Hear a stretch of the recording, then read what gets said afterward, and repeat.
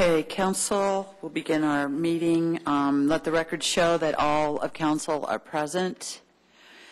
The first meeting, or the first item on our agenda, in fact, the only item on our agenda, as we have pulled consent agenda item A, approval of Stern Lake dredging. That's been pulled and will be presented at another time. We will move to the public hearing and second reading on ordinances. The ordinance on second reading is amending the 2011 budget. City Attorney. An ordinance of the City of Littleton, Colorado, amending ordinance number 26, series of 2010, known as the Annual Appropriation Bill for all municipal purposes of the City of Littleton, counties of Arapahoe, Jefferson, and Douglas, State of Colorado, for the fiscal year beginning January 1, 2011, and ending December 31, 2011. Okay, this ordinance is some housekeeping. The Consolidated Special Revenue Fund includes the Wildlife Fires Fund, and throughout the year we deploy personnel to serve on wildlife fires within Colorado. These expenditures are reimbursed to the city after deployment, and the amounts vary each year. In the 2011 budget, we put $100,000. However, deployment reimbursements amounted to approximately $325,500. This request is for the additional $225,500. The other is a Consolidated Special Revenue Fund for the South Metro Drug Task Force. We received about $218,000 from Arapahoe County in 2011 to fund a member of the South Metro Drug Task Force for 2 years, along with a vehicle lease. This appropriation is for that portion of these funds that were spent in 2011. Do I have, it's a special, or it's a public hearing? Is anybody? Okay. Paul? Mayor, will you move to open the public hearing? Can I have a motion? No, I think you. Did I? You moved. So moved. Okay. To open the public hearing. Second. Okay, public hearing's open. We have no one on the roster to speak. If anybody in the audience. You need to vote on that. Oh, we need to vote on opening the public meeting. Oh, geez. I've had too many meetings. There you go. Okay.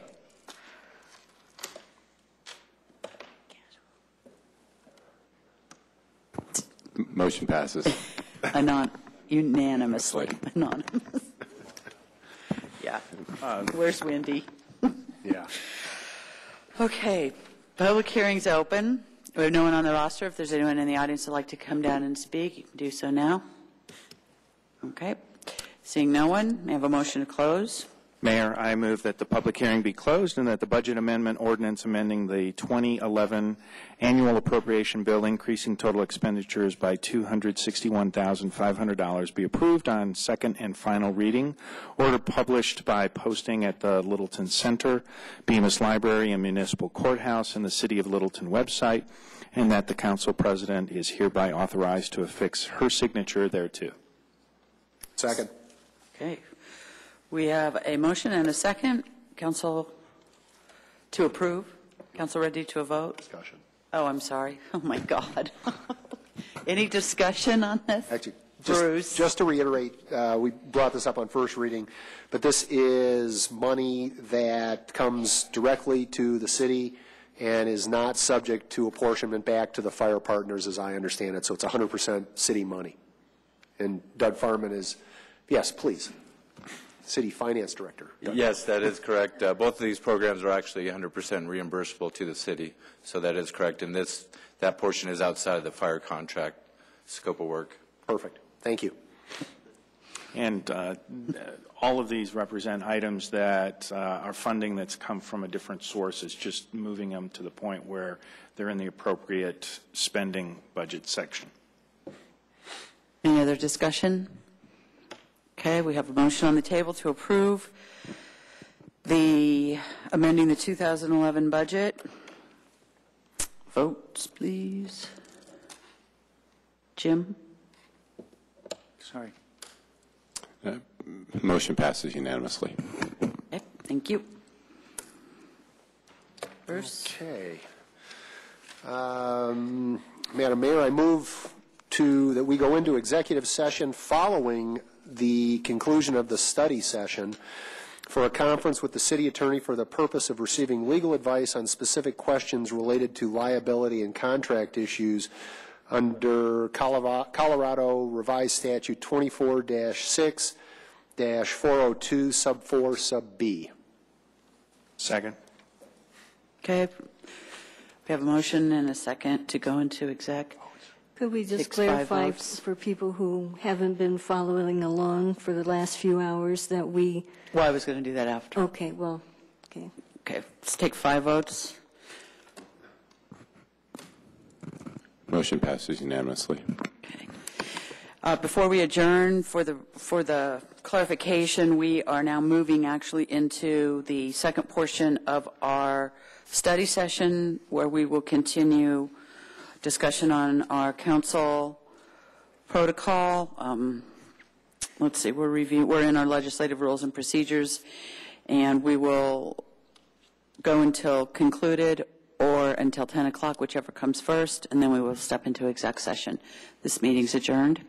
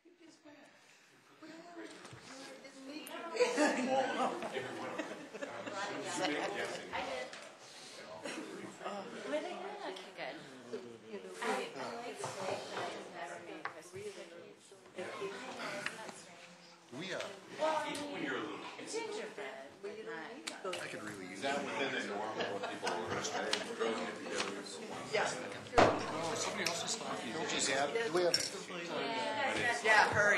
You've got 2 minutes. Phil got 3 and he left a minute ago. Yeah.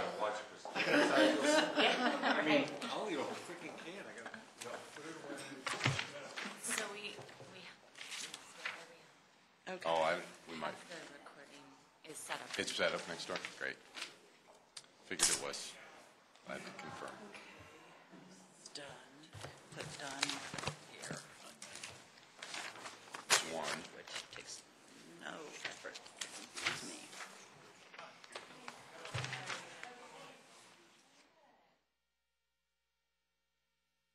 Nicely done, Phil. I was just under 2 minutes. I told you, I asked for 3 though. I know. He may not have done it, you don't know. May have looked at the time and just back in.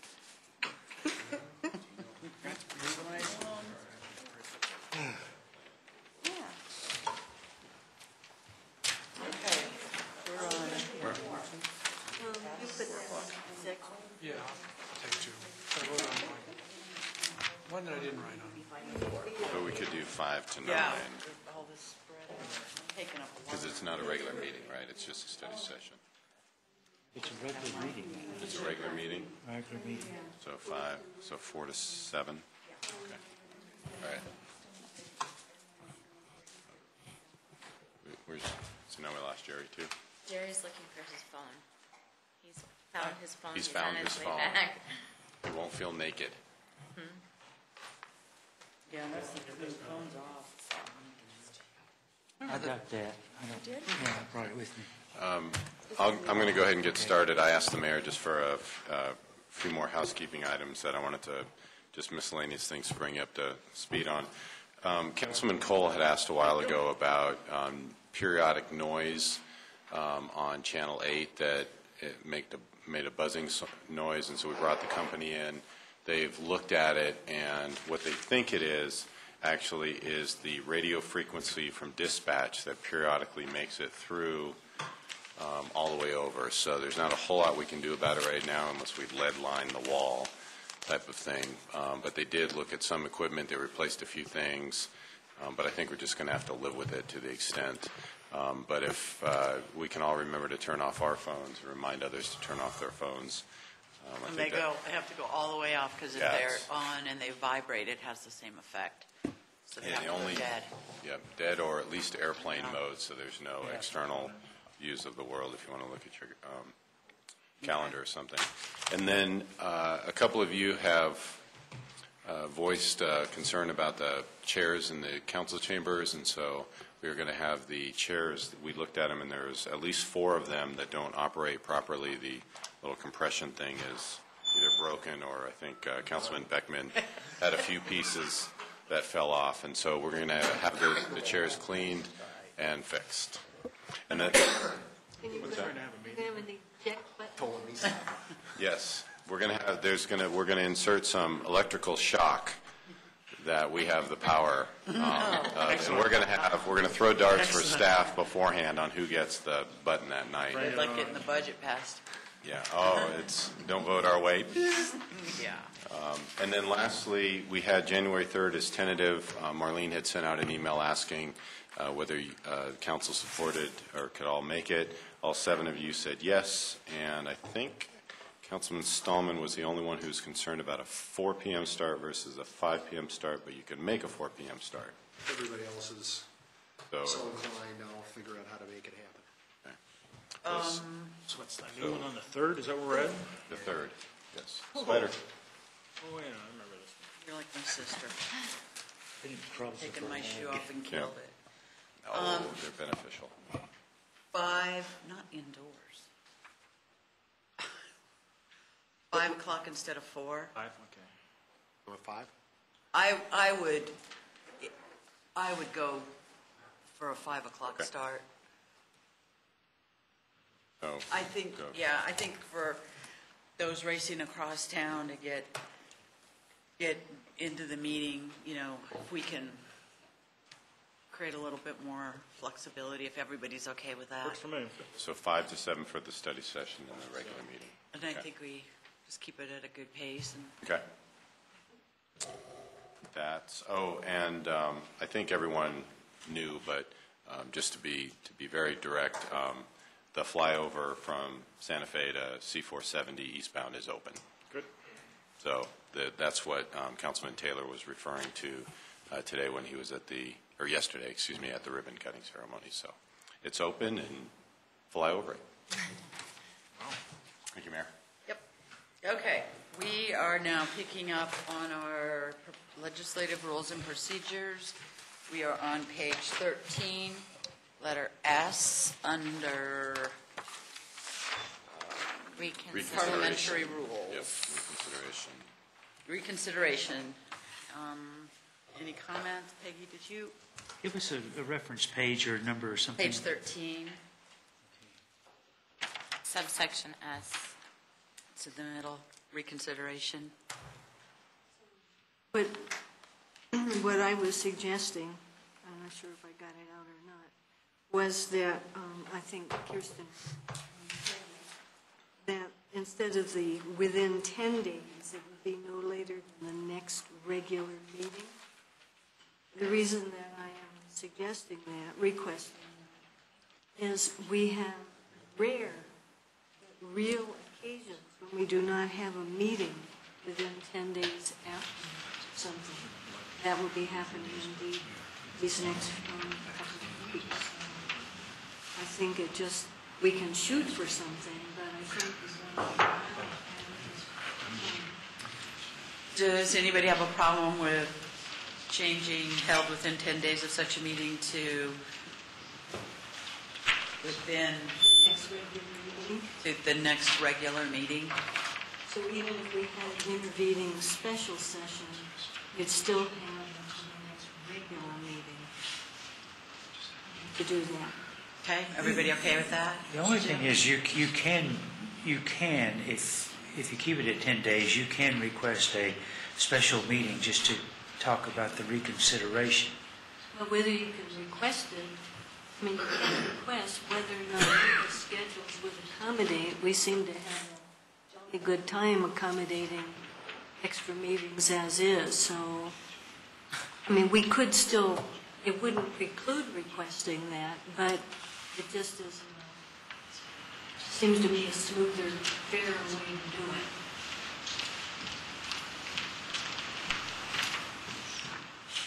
And it's pretty darn rare that anybody ever requests reconsideration, but, We've had a couple, but yeah, but when we do, then yeah.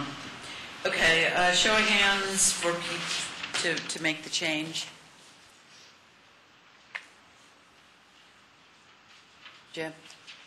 I'm fine with it. Okay. Looking to see if there's anything in Roberts that gave a timeline. I don't think it does. Okay, motion to adjourn. T, anything? Oh, I'm sorry, Phil. What I was going to do is we had, so that we're trying to stay as close to in sequence as we can. I'll ask Kirsten, maybe she's had a chance to review items G and items Q. One is a motion to table, and the other is a motion to postpone. If she can maybe take us through those distinctions, do we need both of them or not? So those do come from Roberts. I don't know if we follow exactly what's in Roberts rules, but the idea comes from Roberts rules. And the motion to table indefinitely allows someone to vote the issue back in for discussion versus the motion to, let's Postpone see, indefinitely. So then the subsection Q, motion to postpone indefinitely is, there's no vote to bring it back, so it's really a motion to kill it or make it die. I don't speak. Are you sure? Well, that's the way it's written in here, yes. That's the idea. The motion to postpone indefinitely, I'm sorry. Okay. But you don't have to keep these, so, and you can reword them. But they are different. They're different.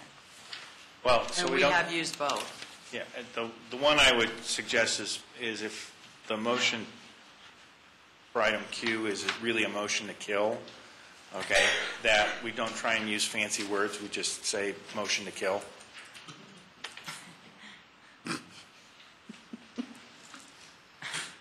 Instead of motion to postpone. To postpone indefinitely, I mean, why won't we say what we mean? Why don't we be transparent? And I'm sorry, you guys have used this in the past? Okay. Because, I mean, obviously, I think this is a classic, to go to Kirsten's earlier comment, that this is a classic General Assembly action, because then the Assembly shuts down. And so do you actually need this, I guess, is... Well, that was, my one was, I'm not sure we would ever use Q anyway, but if we're going to have Q, I'd rather have it stated pretty simply as to what it means. Bruce? I might take that step of just getting rid of Q. I mean, if we table it indefinitely, yeah, I guess somebody can bring it back, but the chances of that happening are nil. Or we could just kill it when they bring it back, as opposed to postpone indefinitely seems like pretty nuanced. So I'm fine taking off Q. Yep. I do think, though, in G, Yeah, there's another... we don't have... It's okay to leave G, because that means we just have to schedule it, or, and have the opportunity or not. Oh, I'm sorry, yes. And Okay. and what I would suggest is take out Q. Okay, everybody okay with taking out Q? Take it out. All right, Q's gone. Okay, so now we're back up to T, and there were no changes on that, And I maybe? have something I'm sorry, we're up to T. Yep. We're okay? U, there were no changes on that one. V, we had some changes. I'd like us to reconsider that. Currently, the council, according to our rules, appoints. So I still like the idea of council with recommendations from the mayor would appoint. Well, it does say that such appointee shall be ratified by council. I know, but there's a difference in my head. It's, if the council is essentially really doing this, I think it implies you can have some discussion during that process, as opposed to just ratifying, which makes me then think of all the things stalled at the federal level that people don't want to ratify. But it just seems to me more putting the whole council, making the whole council responsible. And for that section, and then another following section that doesn't have even the council ratifying on that second half of that. What would be your choice to rephrase in V? In V, then, the council with recommendations from the mayor shall appoint board and commission liaisons and chair of any special committee. Then the council, same kind of thing in terms of special committees. Peggy, just so I understand, so what you would, the way that would actually work is that the mayor would get the list together. The mayor would bring that list for discussion. Is that when, so when you say with recommendations, it's really the mayor presenting the list for council discussion? Yeah. And then with the special committees, as we've done sometimes, right on the spot, when we have a request to appoint some people, we do it, right in session. Okay, does anybody have any, Jim? Well, there are times whenever, if you've got somebody you want to make sure is on a special committee, you can make that known to the mayor. And there are times that the mayor has asked the council if they've got somebody they'd like to recommend. So it just depends on how the mayor wants to operate. But the way this is written now under V, I tend to like. It gives us, the mayor can make the appointments, we ratify the appointments. If we got somebody we want to go on, I think we can suggest it to the mayor. Or if the mayor wants to ask if we got somebody we want to put on a special committee, she can do that too. I think it gives us lots of flexibility. I think council members ought to have the right publicly to identify whether they'd like to be on before it's kind of a done deal. I mean, that's in terms of the special committees and so forth. And you're talking about just special committees? Yeah, in the special committees piece. That a council person ought to be able to express their desire to be on the special committee.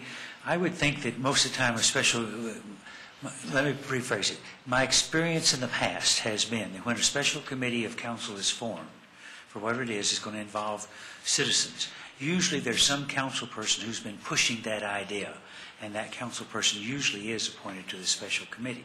That's the way it's been done primarily in the past. This does say may, Yeah. so it's not. Does anybody else have any concerns? Okay, let's show of hands to leave it as is. Could we take those as separate pieces? Okay.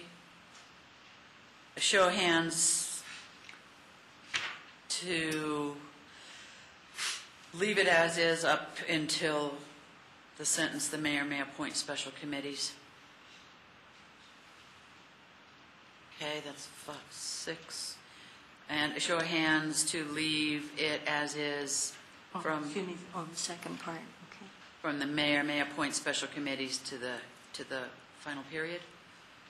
Leaving it as is, raise your hands. Okay, stays as is. Anything else on V? W? So there'd be a small change from what you have in front of you, and it'll be the mayor and mayor pro tem shall be elected by council, and then you did remove the clause in there with the presumption that the mayor pro tem will ascend to the position. Mm-hmm. Michael? And the question had come up of whether or not we needed this because it is in the charter. And Well, the first provision is in the charter, but not the nomination yeah, process. in the event there is a need. So, but I think the reason this was originally requested was to try to be more explicit about what that process for the election was going to be. And I feel like that we haven't completed that at this point because we had thrown one on the table, namely what follows in a lot of CML, CCI, ICMA, a lot of organizations where you are secretary-treasurer, then you move to up through the ranks. So my question to the council is, do you want us to look at other procedures that are used for the election of the mayor when it's elected by the council in service of what the original request was, or is this sufficient and you'll just work it out every 2 years? Let's work it out every 2 years. Okay. Yeah. All right. And I do have a question. Whoops. Oh, go ahead. I'm wondering if those should be 2 separate items so that there's no suggestion that you would elect mayor, mayor pro tem in one vote. But first you pick mayor, then you pick mayor pro tem as a separate.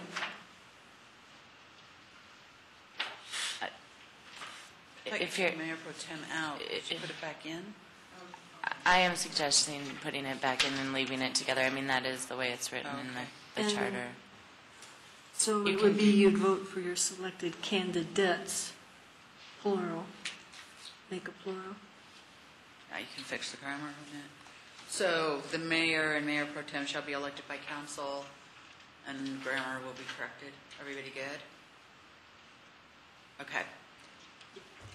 Just to Michael's point, though, I mean, it might, I don't have a problem with trying to sort through the election process every 2 years. I guess it might be interesting to see for our own edification, if there's other ideas out there that we might want to theoretically adopt, if you've got some visibility to that, Michael. Yeah, he can go look, but for now, let's leave it as is. Yeah, which is fine. I'm just, Okay. Yeah. I'd be interested in seeing what it comes up with. I don't have any problem with leaving it. And we did some research on it, and it's mostly a free-for-all, quite honestly, but we can do some additional work. I wanted to remind the council why we were originally even made an edit, because it was at the request of you, and so in the absence of actually having a process, just wanted to have some discussion about it. But we'll do a little bit more work, and if we find anything exciting and grouping, we'll bring it back to you. Okay.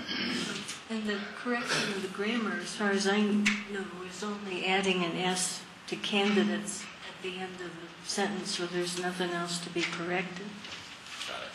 Okay. Z? Okay, so, let's see, You just changed shall to may. right. Is everybody okay with that? All right. So we've made a couple revisions to the, Just a second. Did you have a change on Z? No, I'm Okay. just making sure we weren't getting ahead of me. Thank you. so a couple revisions from what you have in front of you. And I think, Marlene, do you still have copies of this? Did you make copies of this, the new? I do. You do? So maybe you want to pass it out? I don't know. So Marlene's got the, they're up on the, okay, sorry Marlene, they're up on the screen here.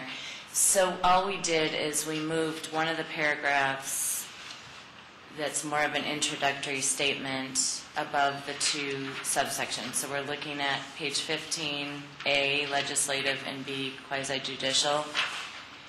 What we did here, and I haven't wordsmithed it all because Wendy Hefner put it on the clerk's listserv for responses. This is a really important distinction, what your role is in the legislative capacity versus quasi-judicial. We probably can tighten this up a little bit if you want us to do that, but the concept is good, in my opinion, and we've revised the title to legislative versus quasi-judicial hearing because your roles are so different. So we changed the title as well from procedures for public hearing to legislative versus quasi-judicial. And then just to emphasize, what Kirsten has put in is an opening paragraph explaining the two, and then detail A, legislative, and then on the next page is B, quasi-judicial. My only comment, having gone through this, is that possibly as we are in meeting, it's made clear when we move from what is our typical legislative position to be quasi-judicial. It's kind of like timeout. We're now in quasi-judicial mode, and possibly even a review that turns to the city attorney to remind us we're at that stage. That's I wouldn't mind if we had something that says, geez, procedurally, we will make it known and make it very clear that we move from our typical mode of legislative to a quasi-judicial side. That's a good point, and I can work with the mayor on that. Okay, good. Okay. So in A, Kirsten, would you comment on the part that you and I said we could strike at the end of A? Or do you want me to? Oh, right. Okay, so the last sentence of subsection A, I think this makes it more clear. We were talking about striking out after public hearing. It's a clause that starts to a later date by, I'm sorry. The council may postpone or continue a public hearing date by announcing during the public hearing the specific date, time, and place. So we'd strike out to a later and then the clause at the time and location stated in the notice for the scheduled hearing. So Peggy, if you all are okay with that, it's just a grammatical thing that I think we can. It's lower down that was going to get struck. Right. I think if you will defer to me working that out, it really isn't a substantive change. It's just a grammatical change, and it makes it clear. Peggy can do it up there.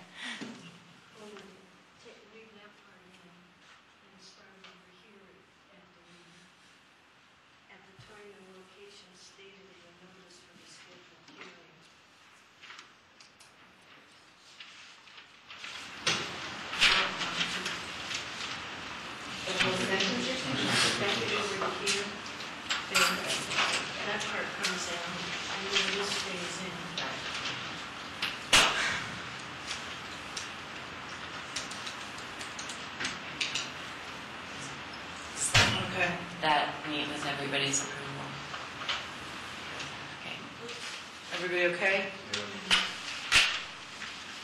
Peggy, any more on that?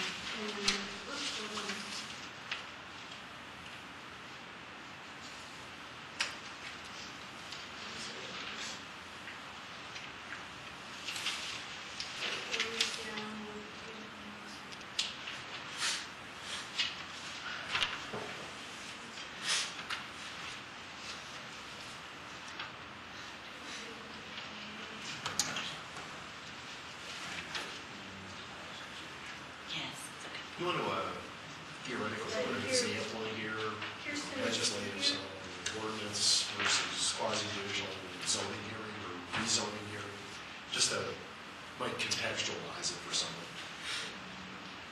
To give an example of the different roles? Yeah, who's doing a couple examples of one versus the other. We could do an example. Do you all want examples in there? It's just a thought. I don't know. Just the difference between legislative and It's quasi-judicial. much clearer to me now than it was 2 years ago, so it would be for you. I understand now, so. I think this is clear. Yeah, I know, okay. Less Okay, complicated. It's less complicated. Okay, we're good. B?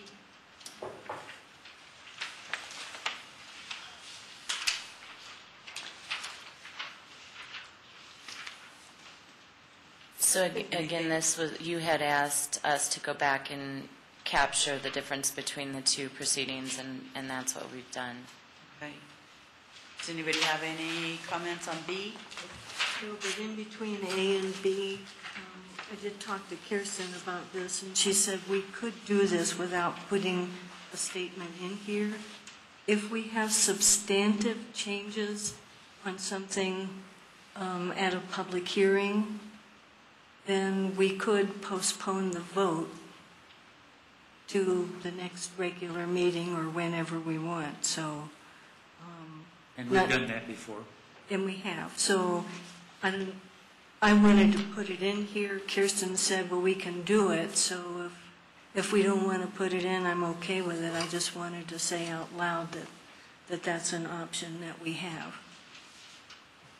Are we covered somewhere else with It's that? in the parliamentary rules too, Okay. so I think we're okay And on that. there is Okay. a spelling mistake under legislative and quasi-judicial, starts the sentence in quasi-judicial, I can't find it up there.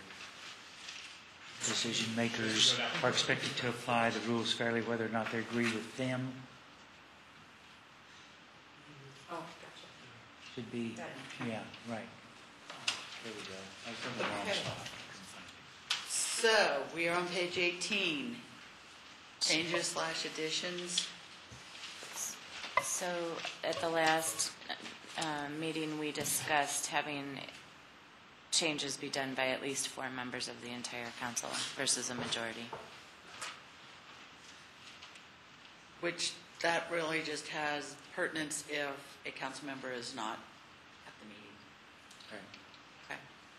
And, Do we need the word entire? Yes, I think you do. Yeah. Do what again?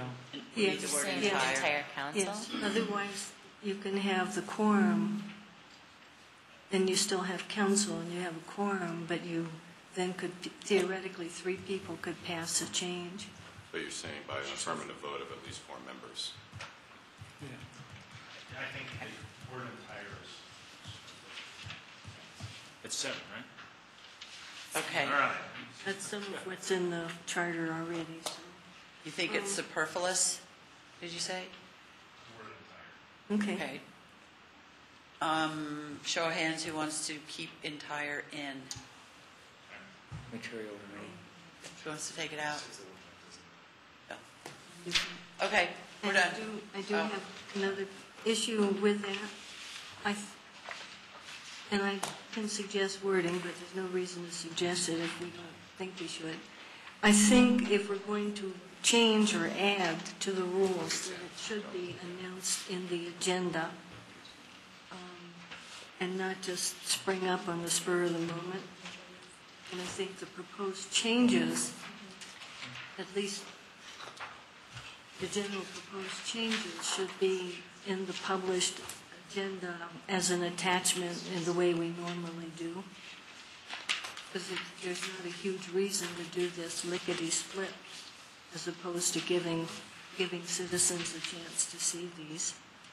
We'd be required to post it. Is that what you're Well, saying? not just have it on the, well, we can add to the agenda Yeah. right at a meeting, but I want it to be on a posted agenda included and to have the proposed changes available the way we now have attachments to the agenda on the website, so people can see what we're talking about. Nobody, if not 3 other people support that, there's no reason to work on the wording. Okay, show of hands for those that support a change, the change. What's the issue again? I'm sorry. She wants it to state clearly that it would be, any changes we would make to our legislative rules would be posted on an agenda. I think that's reasonable, yeah. I guess I would, if I may, I mean, the normal protocol of how you do business is we notice and post and do this whole thing. There's no reason that you would expect that this would occur any differently from that. I mean, I would expect, for example, when we come back, based upon Councilman Taylor's request and the council support, when we come back in 3 months, we will post it. It'll be a study session or an action item, depending upon what comes from it. So I only say that in the sense that the normal protocol of the operations of how we post and notice items, I don't know that you need to reiterate that to make this statement here. But We do post items, but we don't always have an attachment showing what somebody's proposing, what the proposed changes are, or what the proposed item, the wording is on something. But you would get it just like you had, just like this was put in there. Well, I mean, it says changes may be made in any regular or special meeting, which has to be posted. That's what you said? Yeah, Something that's like, I'm not sure, it sounds like we would do it just as a matter of course, I guess, which is also what you just said, so I'm not seeing. But people have added, or at least requested, but we have amended agendas at the beginning of a meeting, and people have brought something to present then, as opposed to having it out there and published with the agenda as an attachment, so that people can't miss it. Usually we do post them this way, but we have had agendas changed and proposals made that were not available to the public to see, who might have wanted to come down and comment during unscheduled appearances. Well, but I guess the other side of this is if we do change something, we're going to republish the document, right? So they can see the change. After we changed it, maybe they have an idea about what we want to change. If it were to happen, it would take all 7 folks to make it happen. 4. Or Oh, I'm sorry, it would take 4 of the 7. Yeah. Well, and if somebody wanted to make a change to the agenda, that can be voted down too. So if somebody wanted to make changes to their legislative rules and procedures and there were enough votes to support not doing that until it was on a... is a transparency issue. If 4 members decide, yes, we want to go ahead and amend the agenda to look to change our legislative rules and procedures, and then presented right there in the meeting the proposed changes, and 4 people supported it, in one sense there's nothing wrong with the 4. But in the other sense, giving the citizens a chance to see what those proposed changes are before we actually have the meeting, so that if they want to contact us individually or all of us, or come and speak at an unscheduled appearance, they can't speak if they don't know what those changes are. Okay, let's go ahead and if there's any more discussion, Jim? Well, I think I know where Peggy's going from, and I don't know as I have any objections to it. How about if you looked at that last sentence and where it says vote of at least 4 members of the entire council, provided the notice of changes are on the printed agenda. And I think that takes care of your concern. It's only this one item that you can't amend the agenda at the meeting to change the rules and procedures. Wasn't that what you were after? Well, you're getting close, so let me suggest the wording that I had. So,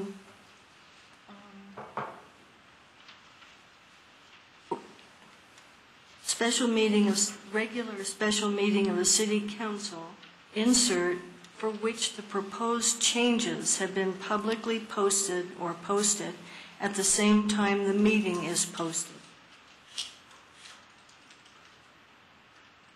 So when the meeting's posted or the agenda's posted, the proposed changes are posted.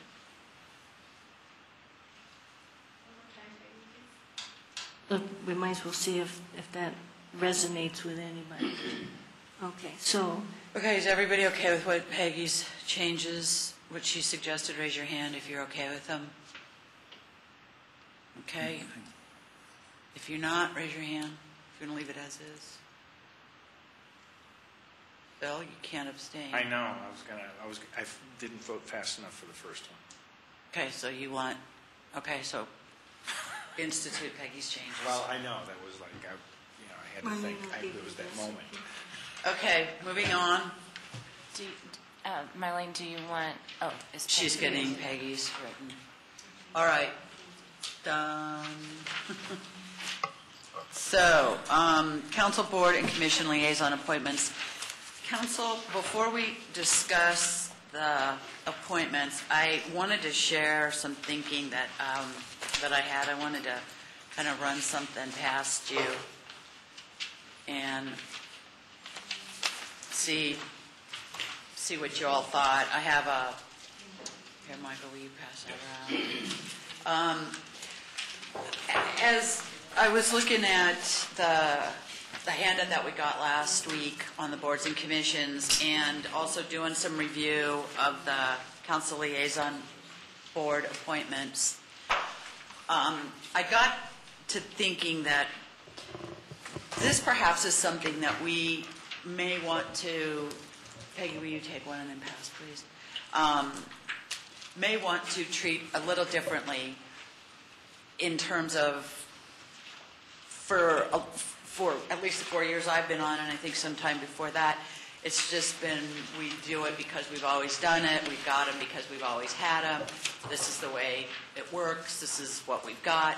When you look at some of these rules and procedures that are in here, some of them are very, very old, some of them have been tweaked, some of them are different. We're hearing a lot of comments from a number of our boards and commissions that they do want a liaison, they don't want a liaison, they want to change the number of members, they may want to change some of the tasks that have been assigned to them.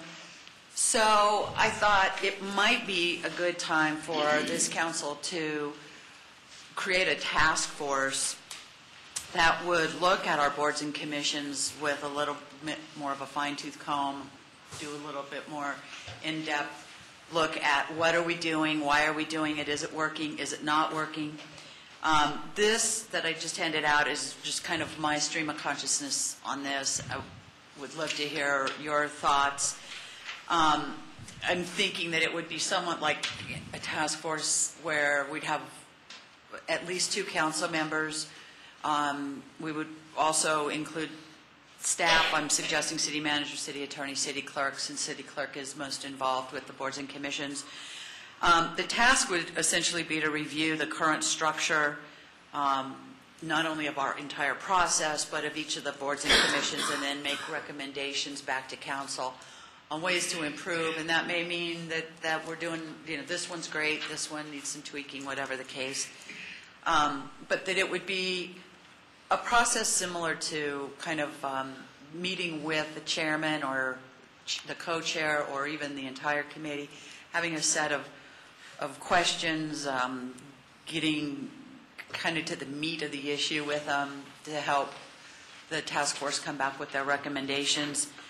Some of the areas I think that to consider, and this could be, even more, do we have what we need? Do we have some we don't need? Are we using them all to their fullest capacity? Are we underusing some? Are we overusing some?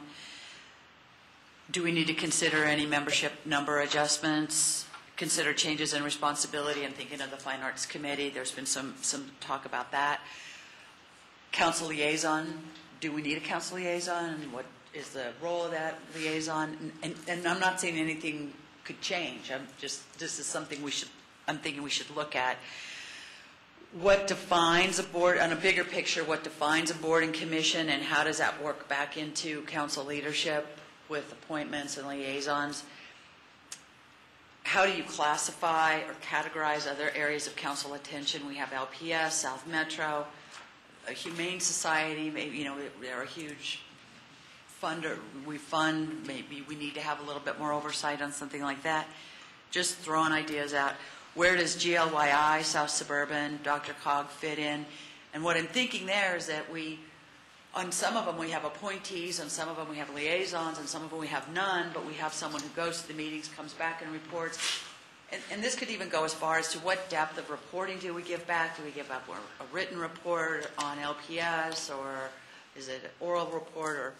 And I don't know the answers to any of this, but I think that it might be a good time for us to kind of probe into some of that and put a task force in place. It kind of just starts unraveling the sweater, and maybe we knit it right back the same way it was. But I'd like to brush off maybe we have some fresher thinking, can create some new and interesting boards and commissions. In fact, even look at rewriting some of the questions that we ask these guys when they come in and we do our interviews for appointments. That's kind of where I'm at with that. I would be anxious to hear what you guys think about something like that. Peggy? I think that sounds awfully cumbersome to get at what we want. It would seem to me if we asked each board and commission just to tell us frankly, do they want a liaison or not, and what they see as helpful with a liaison. I think we asked the licensing authority last year after one of the members said he'd like them to have a liaison, and the rest of them said, we don't want a liaison. We don't need a liaison. So I think perhaps just asking them rather than creating this other thing. And in fact, I was going to ask us tonight before we did the appointments to say the reasons that we see, some of us or all of us, of having a liaison to whatever, including things that aren't boards and commissions. I was ready to make my case for a couple of things that aren't boards and commissions. So I think we could do this, run it past them, whatever, and they could also just volunteer ideas. Bruce? Sorry, Solomon. No, okay. Which one? Oh, no, go ahead. No. Please. I'll wait, because I was going to raise my hand, but I'll wait. Okay. Yeah, you raised your hand first. Okay. Sorry. I could have been a twitch, too. It wasn't necessarily Don't start twitching. We're going to have to do Bruce and back, I think. Bruce and backers. That could change right That'll now. change.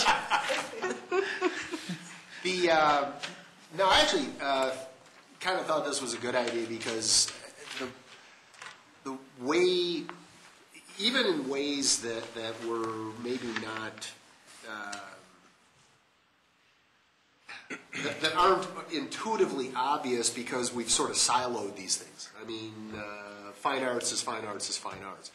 But fine arts has a communication element, and historic preservation has a communication element, and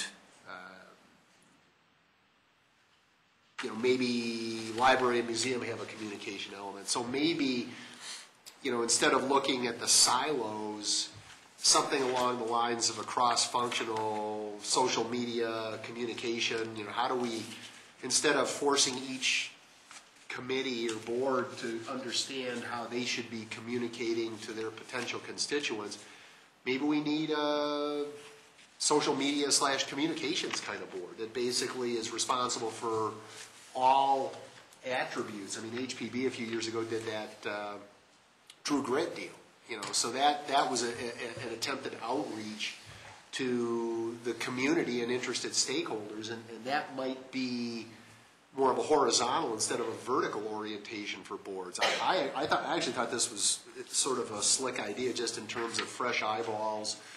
It tends to fall into the, well, we've just always done it this way, so we just re-up and so forth and so on. But given change in council, change in staff, to me, I thought this was sort of a neat opportunity to reconstitute in ways that are, maybe fresh in terms of what would be of greatest benefit to the community, as opposed to just, tweaking what we already have. My thought. One of my additional thoughts on this was, because I'm on the Open Space Task Force, one of the things that it's really coming from that I think has been going to be incredibly beneficial to the city and council in making decisions is to run, and Phil could chime in on this, is to run the same old stuff through a different mill, and you get different stuff, and you get a different idea, a different way of looking at it, something that maybe worked better, something that it maybe is just time to give up on. But it, so far, particularly with that group, it hasn't hurt. And I think that certainly when you see the presentation, you get our report back. The benefit of that fresh eyes, new thought, different way of looking at things, is probably good. Oh, I'm sorry, Bruce. Bad Bruce. I agree right this moment I'm the bad Bruce. But it might be the good Bruce. It'll change. Yeah. Very short period of time. Couple minutes. Santa's watching. I think it's a great idea. I think that the boards and commissions are a very important part of our overall governmental operations and welfare of the city operations, and that apparently they haven't been looked at as you've described for a while, and now would be a great time to do it. And I like the idea that you expanded the idea. It's not just the boards and commissions, but it's really the liaisons, because there are entities that are not boards and commissions that we should have a presence on, and we should be real flexible about that and add them and whatever as they come along. And I like this idea a lot. I also think, to reflect what the other Bruce today, the good Bruce, said, is there is a little bit of stovepiping and silo kinds of effects going, and maybe it's time to knock that down a little bit.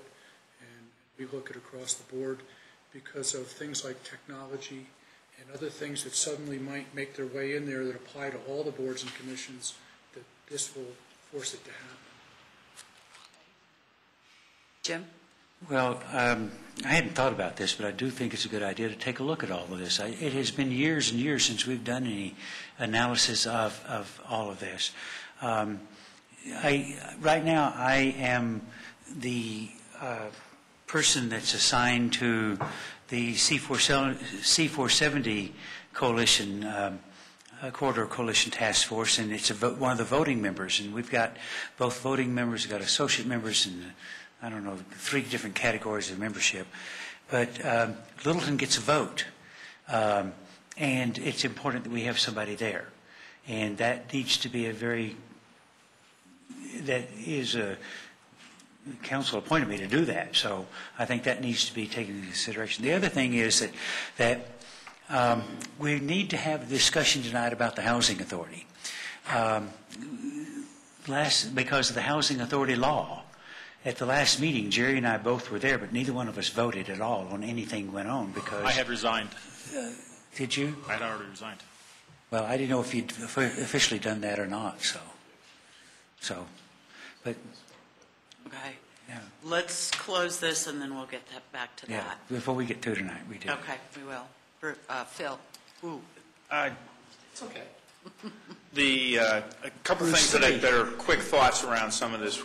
One is, how do we do this and recognize what we're really looking to leverage is people caring and their passions and their opportunities to participate,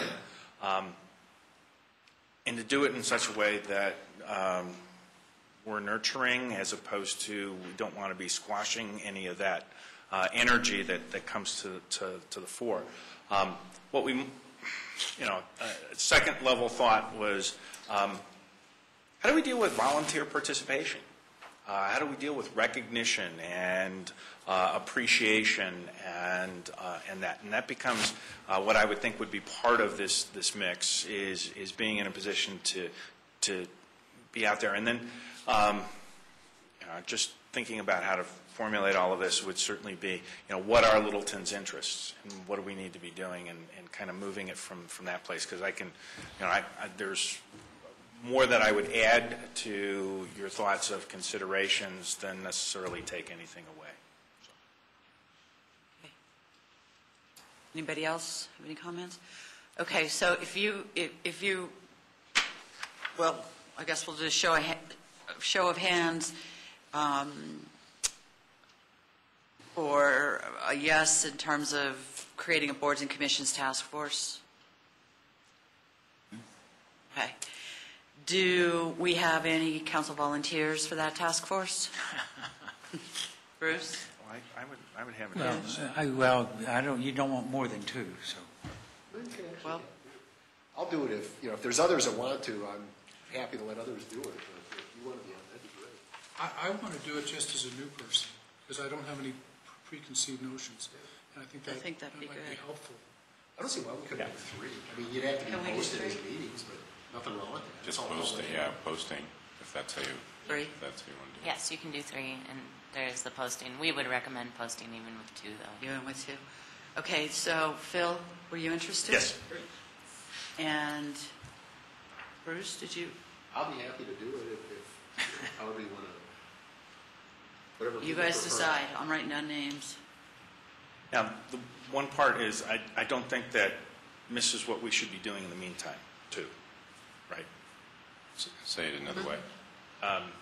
This task force doesn't mean we put a moratorium on making sure we have what has been our existing liaisons and representations. Well, and that's, that there's a transition that this group would need to think about. I think one of the first tasks of the task force is going to be to determine a timeline, because I have talked to Michael about this, and he's preparing to talk to Wendy about it, because we do have start posting in January, interviewing in February, placing in March, and start working in April. What will that do? Can we get this done in some sort of compressed timeline? Does that tweak that? Do we move? I don't know. So that's going to be part of the challenge. My initial thoughts is this is going to take a little bit longer. Mm-hmm. That we don't necessarily interrupt what would be our standard operating procedures, if we want to call that, and allow this group to really be thoughtful rather than rushing it. Okay. That would be my suggestion off the table.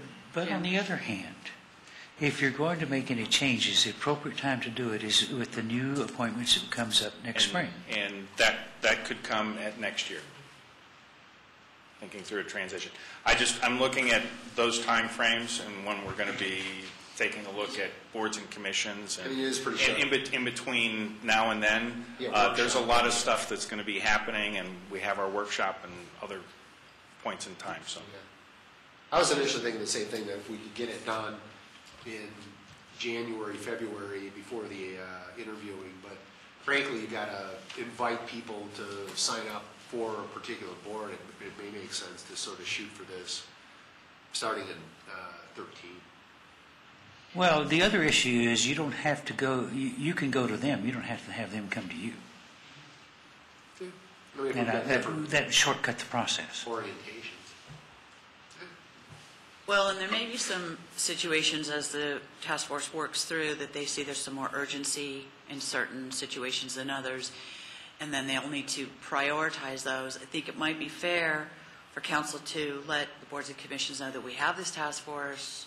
That may be one of the first jobs of the task force, too, is to notify and let them know we have it, and these are the things we're going to be looking at, and please be, there may be some tweaking to you midterm or something like that, so that if we have to, we can. They're ready, they're prepared, we don't surprise them.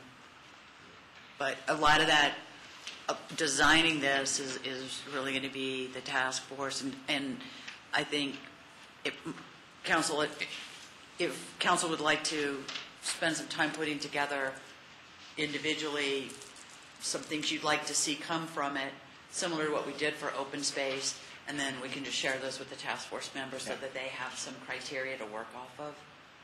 I think some of that would be great. And the reason why I say being thoughtful on this is I think we are all aware that without the volunteer participation and what happens in the city, the seats that we are sitting in would be impossible. And what we need to do is take some care and to be thoughtful with this. And I think it's one of those things that let the group kind of take a look at a timeline and all the things that are there. And if you want an interim report or something like that, that can be fine. But I think trying to rush to a conclusion on this would be the wrong thing to have. It would put too many things at risk, would be my word. Just to say that another way, it's not broken. And if the message was to leave this room that we're going to try to fix something that's broken, that would be very upsetting to people who have their hearts and souls in these boards and commissions, because that's not the issue at all. And I think by placing a fast track on it, it creates the impression that it is broken, and that's not what it is. Good point. Bruce, did you want to serve? Sure. Okay, so we have Bruce Beckman, Phil, and Bruce Stallman. We'll take you volunteer. So we have 4? Yeah, it's going to be posted. It's all public, so it's fine. Legally, you can do it. It's probably better to work in groups of 3. Yeah. Yeah, I would suggest, I think when you We have a don't need a majority quorum. working on it, yeah. It's a dangerous. Instead of yeah. 2 votes. Well, no, just no. because you've got 4 then who are going to be coming back and voting on it. Yeah. And you've already got a majority in it, and so you might as well just have the whole council do it. Because, I mean, I'm being a little facetious, but the point of a task force is not to have, and this isn't a comment at all about Councilman Cole, this is about the Well, I general raised my policy hand of right away 4. too, so maybe we should just draw names. Draw names? Do we need to decide tonight? I mean, this is something we're going to work on over the coming year.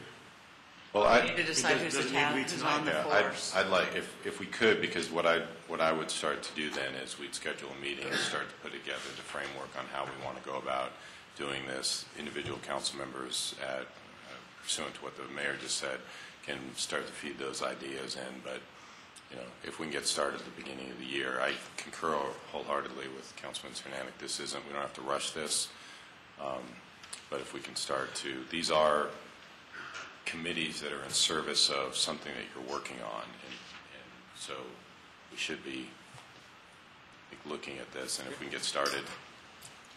But no, it's all self-imposed, Councilman, in terms of timelines. All right, well, in all fairness, Bruce Stallman had waved up early before. I'm just on a fairness, because I don't know drawing names, I'm not. So, are we okay with that? Be Bruce Beckman, Phil Cernanek, and Bruce Stallman on the task force? Well, one of us isn't okay with it, but Well, if you guys want to change that, What did you say, Peggy? I didn't hear. I said one of us is not okay with that, because I thought I raised my hand the same time anybody else did, but doesn't matter. But I would like us, I mean, if that's the way we're going, I would like us right now maybe to identify what we see as reasons for having people on as liaisons. And I see several reasons myself, but well, I would suggest, and I do think we want to have that kind of input, but I would suggest that we reserve that for another time. well, if we're going to decide who we're appointing tonight and which appointments we're going to make, I think it is an important issue tonight. Jim? Well, maybe I would suggest that all 7 council members are on the task force, and that any meeting has to have at least 4 council people there. So that not everybody feels they've got to go to every meeting. If you can't go to a meeting, that's all right, as long as there's going to be 4 council people there. There probably needs to be some level of continuity, just in order so that somebody hears the same thing from every group that they get input from. I don't know. I'm very good at being able to hear what you said and hear what you said and hear what you said and try to make a decision out of that. I'm sorry, I meant like if we ask the boards and commission members or chairs to come in and discuss their particular board and commission. I assume that would be multiple meetings, is all I was thinking. And initially, if you had a subset group coming back with recommendations, it might be easier to function absent having the whole council show up or have to arrange schedules for that. I don't have a problem either way. I mean, I think the whole point of the task force, Jim, was to try to streamline the process, because typically when all 7 of us get involved in something, if somebody's got to write a report, somebody's got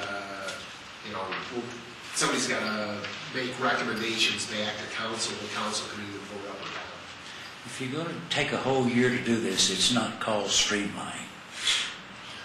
Well, I didn't think it was necessarily going to take a full year, but I mean, I think we can get it done in a reasonable time frame.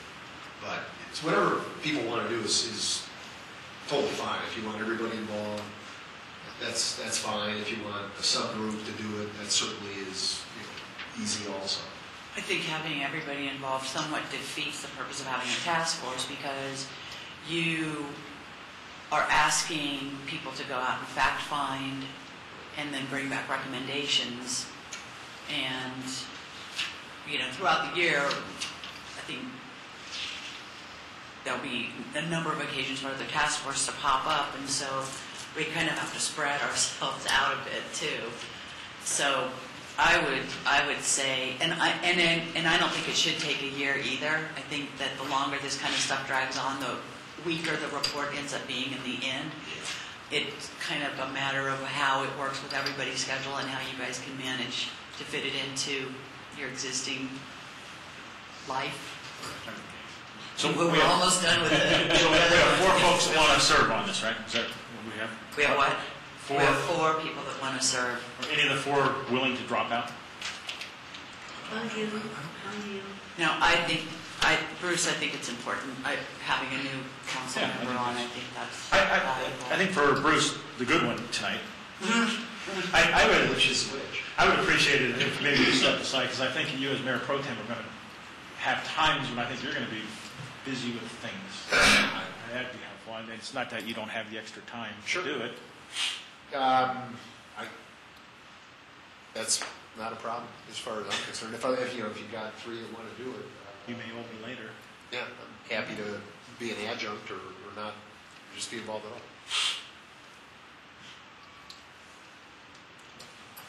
Yeah. Okay. So it'll be Peggy, Bruce, and Phil. All right. So then what I would suggest is that you guys, when you get an opportunity to get together, then to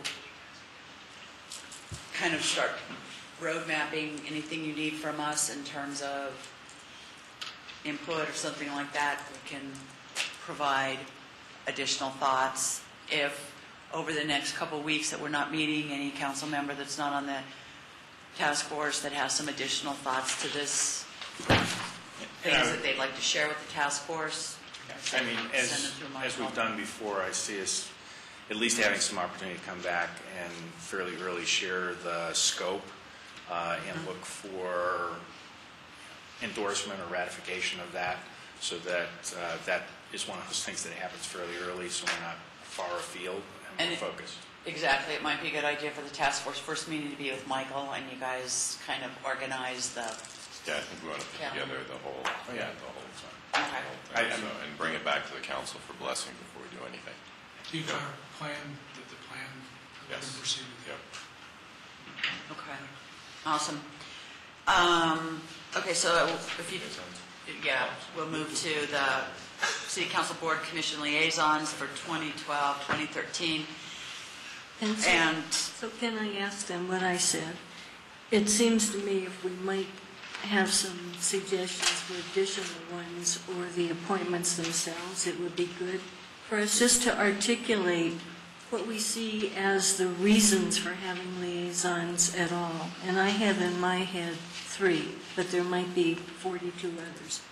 One in mine is that we would have a liaison to the boards, commissions that we appoint unless they've requested not to, as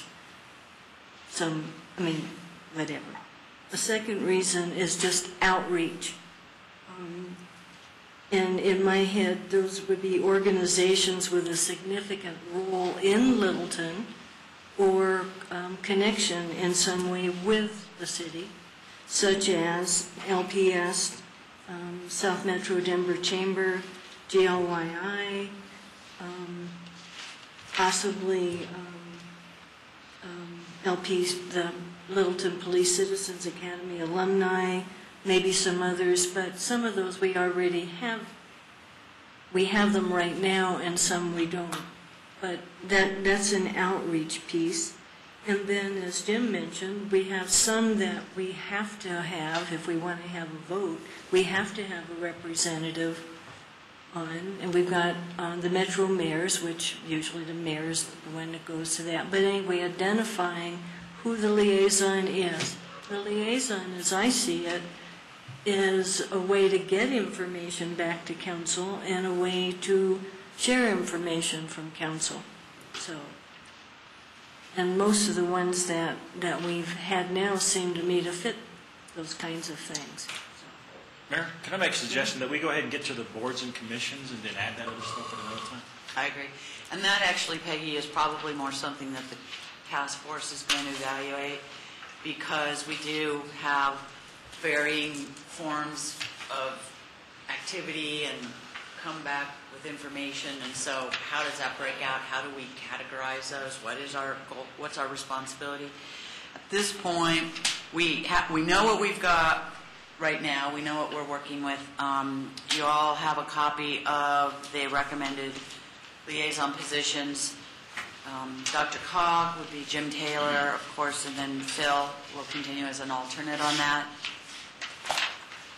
Fine Arts Committee, Bruce Beckman. If anybody has a concern with these, bring it up when we mention it and we'll talk about it. Highland Canal Working Group, myself. Historic Preservation Board, Jerry. Housing Authority. Okay, Housing Authority. I think this one could have some issues. Okay. I think, as you can see, is this the time to talk about it? That's fine. Okay. I was going to outlay the issue, but... Go ahead, please. I'll let you. You sure? No, you have the radio, please. So there's a couple items here, and Dan, if I speak out of line with what has occurred, please jump in. So there's 2 issues at hand here. One is, or probably 3. One is that state law prohibits 2 elected officials from sitting on a housing authority board. So that is a legal action that we have to address, because we currently have Councilman Taylor and Councilman Valdez up until the moment of resignation. But we had 2 of them on there. The Housing Authority Board had a conversation about, I think the chair and the executive director had gone in. You can have 5 members on the board. It's grown over time to 7. There had been some discussion about should we go back to 5. Ultimately, the Housing Authority Board decided for diversity reasons, hey, we want to retain 7. When you start to fold in then the issue that Councilman Cole has raised about should we have liaisons, that type of thing, there was some discussion about having both council members withdraw from the board, resign from the board, so that there was no voting council elected official on that board, and then move more in line with how you've handled other committees, which is have a liaison in there to communicate back and forth. It is a council-appointed board. Similar to the licensing authority, if you wanted to completely go 180 degrees, you could be the Housing Authority Board. I don't think anybody's suggesting that. But just in terms of the division of power, the council has made the decision to have a separate board manage the Housing Authority. And so to have it be cleaner in that fashion would be to have no elected officials on that board and then have the council decide or the mayor make a recommendation on who that liaison was going to be. There's a slight nuance that I would ask that you probably put off to the side, which is Councilman Taylor has a desire in 2013 to be on a board so he can continue on the Colorado Municipal League executive board. I think he would say that's not a reason to keep him on there, but something he wants you to be cognizant about come in 2013 so he has an opportunity to continue. But in front of you right now is, do you want to have any elected person on the Housing Authority Board, or do you want to move, or do you want to move to the standard liaisonship? I believe that the recommendation coming from the Housing Authority Board would be to not have any elected officials on, appoint 2 new members to that board, and then assign a liaison in being similar to the other committees that you have. And I support the Housing Authority on that. That if they want to have 7 members, they should have 7 members. But I don't believe that we should have a city council representative as a voting member. Liaison, yes. Voting, no. Was I accurate? You were? Okay. Good job. It's council decisions. Okay. Questions?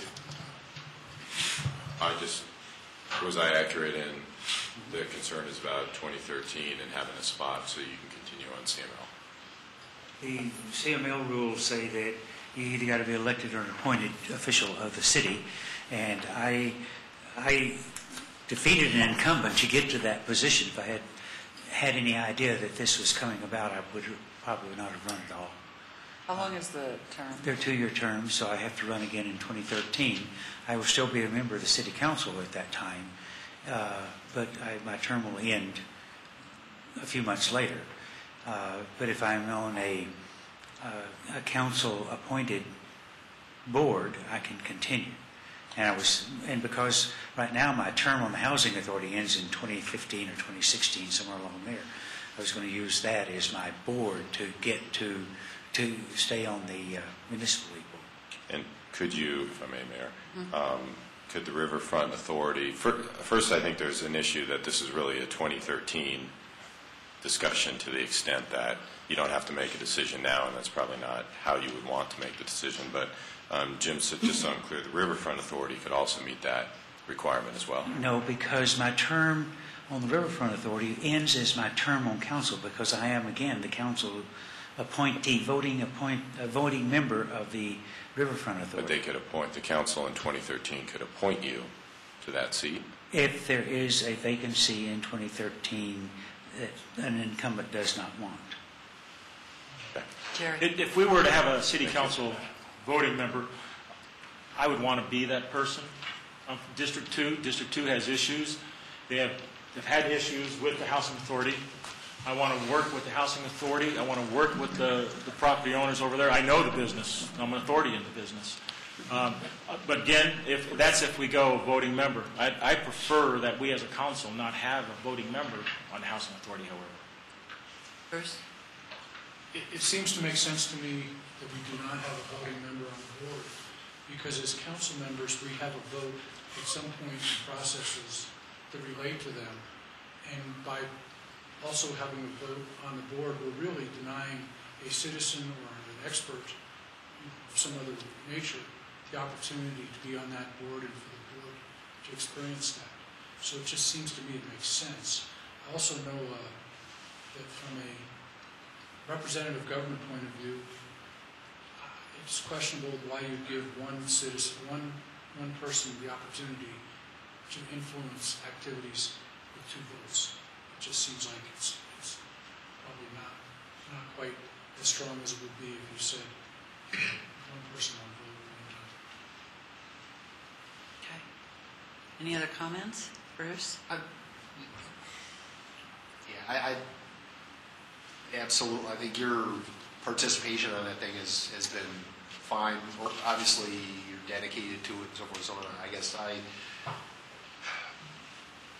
the situation we've got today has to do with I think, doing the liaison. I would agree with what Councilmember Beckman said, that it just strikes me as something where we probably shouldn't have sitting council members on that particular board overtly. I think for all the right reasons, and Jerry elaborated on Jim, I think he's an excellent choice for the liaison on this thing. I agree 100%. Yeah, and again, no disrespect to you, and I think, 13, figuring out a place to get you on the board, on a board in terms of CML activities, certainly needs to be looked at, but in the short run, I kind of think Jerry ought to be the liaison. Question for Kirsten. Kirsten, if we would like to change the authority from a 5 to a 7 member, or We have 7. okay, back to a 5. Is that your preference to go back to a 5? No, actually, the board's preference is to stay at 7. Stay at the 7. Okay. And Jerry? they actually have their own legal counsel. that Okay. has So opined we on don't the need to- legal issue. But even that discussion going back to 5 was just very minimal. I think it was kind of sprung on them, some of them, so it may be something you may want to open up again. The reason that we have 7 is because back in 2000, the housing regs changed, so we had to have a member who's being assisted by one of our programs as a board member. So that would have been one of the 5 has to be a resident. So it would have made one of them have to go off the board. So they increased it to 7. Most of the boards across the state are 5. So, but you're right. I mean, it was a discussion. A couple of the boards have only been on since they've had 7, so they're comfortable with 7. Okay. But That could 5 even be works, too. something, if you guys wanted to, it could just be through attrition. Right. Okay. I just, so a couple of procedural things. One, if the council desires that the Housing Authority have that conversation again, then, because if it's 5, then with the removal of Jerry and Jim, you're at 5. Mm-hmm. If the board wants 7, then I think part of, then there's the question of procedurally when would you like to fill those, and how would you like to go about filling them relative to the standard process that the council does, and is there something that you'd want to recommend differently? So I'd put on the table for the council in terms of the directive to Dan of question of the 7 again, and if it's 7, to come back with a request on how those 2 would be filled. Right. I think that, is everybody okay with that? And if I can add to that too, that if it comes back to 7, I strongly encourage you to advocate to find somebody from District 2. Hence the request on how that process would work in terms of, do they want to do interviews and make a recommendation? Would it fall within the norm of the council doing the interviews, et cetera? Jim? And they wanted to stay at 7, and they think they also expressed operating with 5 until the regular appointments are made in March. Yeah, it has to be an odd number, so that would Right. still work until, if they decide to keep it at 7 to go until the June. Okay. Bruce? But I do want to add that it's really important, I think, to the city of Littleton to support Councilman Taylor in what he's been able to do in an organization that has significant impact on this. I think that's really important. We do everything we can to follow through with that kind of thing. And that really is a 2013 discussion. Could be. I agree with Councilmember Beckman that we should be doing the right thing on that. I think it's in the city's interest to have that representation of the CML board. Okay. A show of hands then for, well, let's just say, is everybody, a show of hands for going to, oh boy, jeez, here we go. Asking Valdez and Taylor to resign. Yeah, of having no voting council members on the Housing Authority. Support. Okay, that's the second one. Oh, sorry. This is no voting members. What are we doing now that's not a vote? We are voting now on, well, we're not voting. I mean, it's just a show of hands. It's a consensus. There's no motions. And does this require a motion at a formal meeting? No, I think the councilman would then resign, and the core issue here is then the appointment of the liaison. Yeah, just the We're next going question to see a is- whole list come back to ratify. I'm assuming ratification is a vote. Yeah. And it didn't say in a resolution somewhere that we had, we're not overdoing something that we previously voted on in public session. Well, yes, it was. But this requires your, I guess, voluntary resignation. That's right. That's correct. So that's the action that occurs. Okay. In the part, I don't know what the board is at, but there may be some cleanup that says there will not be an appointed council member to That's the true. board. So, I mean, there's some cleanup. There that was a needs to happen. specific ordinance that appointed a council member as a voting member to the housing authority. Okay, well, we can take a look at that, but I thought it was your bylaws, isn't it? Yeah, our bylaws and the state housing authority law require more than one. Okay, so we'll take a look at that and see if there's anything. Yeah, there's some cleanup somewhere. I don't know where it is, but there's something. I think the point in part that I'm getting at, maybe this then is a protocol thing that we would consider adding. I thought I was hearing a few of us say that we think it's wise not to have a council member appointed to any, as a voting member to any, the council not appoint any council member as a voting member to various boards, commissions, whatever they are. And so that might be then an item for... Well, yeah, be careful when you generalize too much on that pay. Like, for example, the membership on the Dr. Cog is a membership on the board, and it is a voting position. I'm just putting that out so we can... Those are not liaisons either. That's where you get into the, like you on the C-470, that's not a liaison, that's a council. But Kirsten and Michael can tweak something that would reflect what we're... Yeah, I think it goes, if I may, to Councilman Beckman's, I think, initial comment that this is about the council-created boards and commissions of your own, because these others, C-470, Dr. Cog, these other ones that are not the double voting, if you will. So yes, I hear your... But the Riverfront Authority is not. Right. The Riverfront Authority, I'm the appointed member. I've been on the Riverfront Authority since 1981. And by the way, that's wrong in your little booklet here. And I've got the documentation with me tonight to prove what it was. But I really don't want to be removed from the Riverfront Authority. And that's really not even a liaison thing, because it's not... I mean, when I think of a liaison, I think of museum, library, the riverfront, that's different. But again, that's the task force needs to... Right, and we need to limit this to the housing authority because it all depends on the organic makeup and authority for which these authorities are created. So the discussion needs to be limited to the housing authority. So I think we're at the point where, does Jerry, as the council liaison to the housing authority, Yes. Support? Everybody thumbs up on that? Okay. All right. The library board, Bruce Beckman. Okay. Museum, Peggy. And I would, on that, I've already indicated that I would love to continue serving on the library board, but I'm willing to let someone else do that. But I just want to make public, I do intend to go to quite a few meetings because of my academic background, my interest in libraries, and just because I'm a citizen interested in those things. So it's my understanding we can attend anything that we want. So I just wanted people to know. It's not that I don't have confidence, it's just my own interest.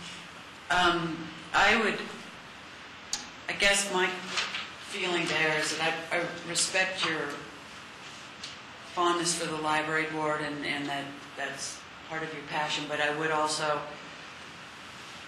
say that I think that it is important for the council liaison when you're in these meetings that it is not a council meeting, it is a meeting of that board, and as a liaison, most of them will have us on the agenda to make comments. The council liaison makes those comments. The,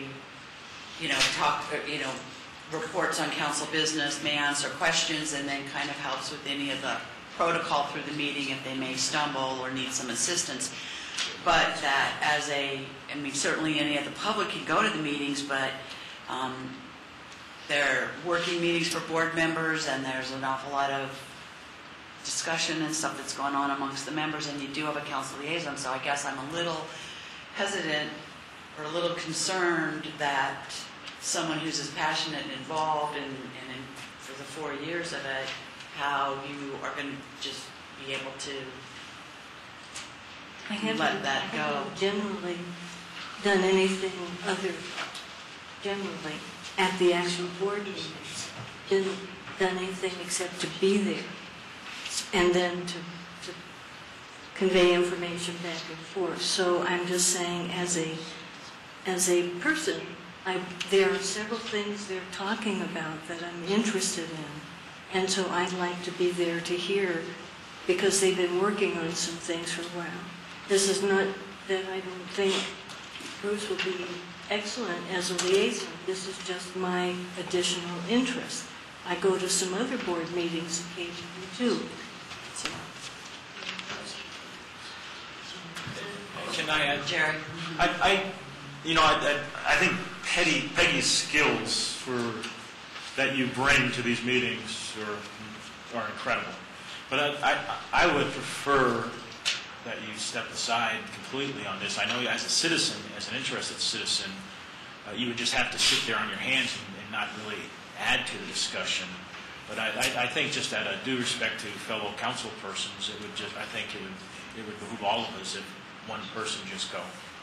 So are we saying then that council members should not go to any? I'm not saying that or proposing anything. No, but I'm asking, because we have quite a few boards and commissions, and sometimes people do go to things that they're not liaison for.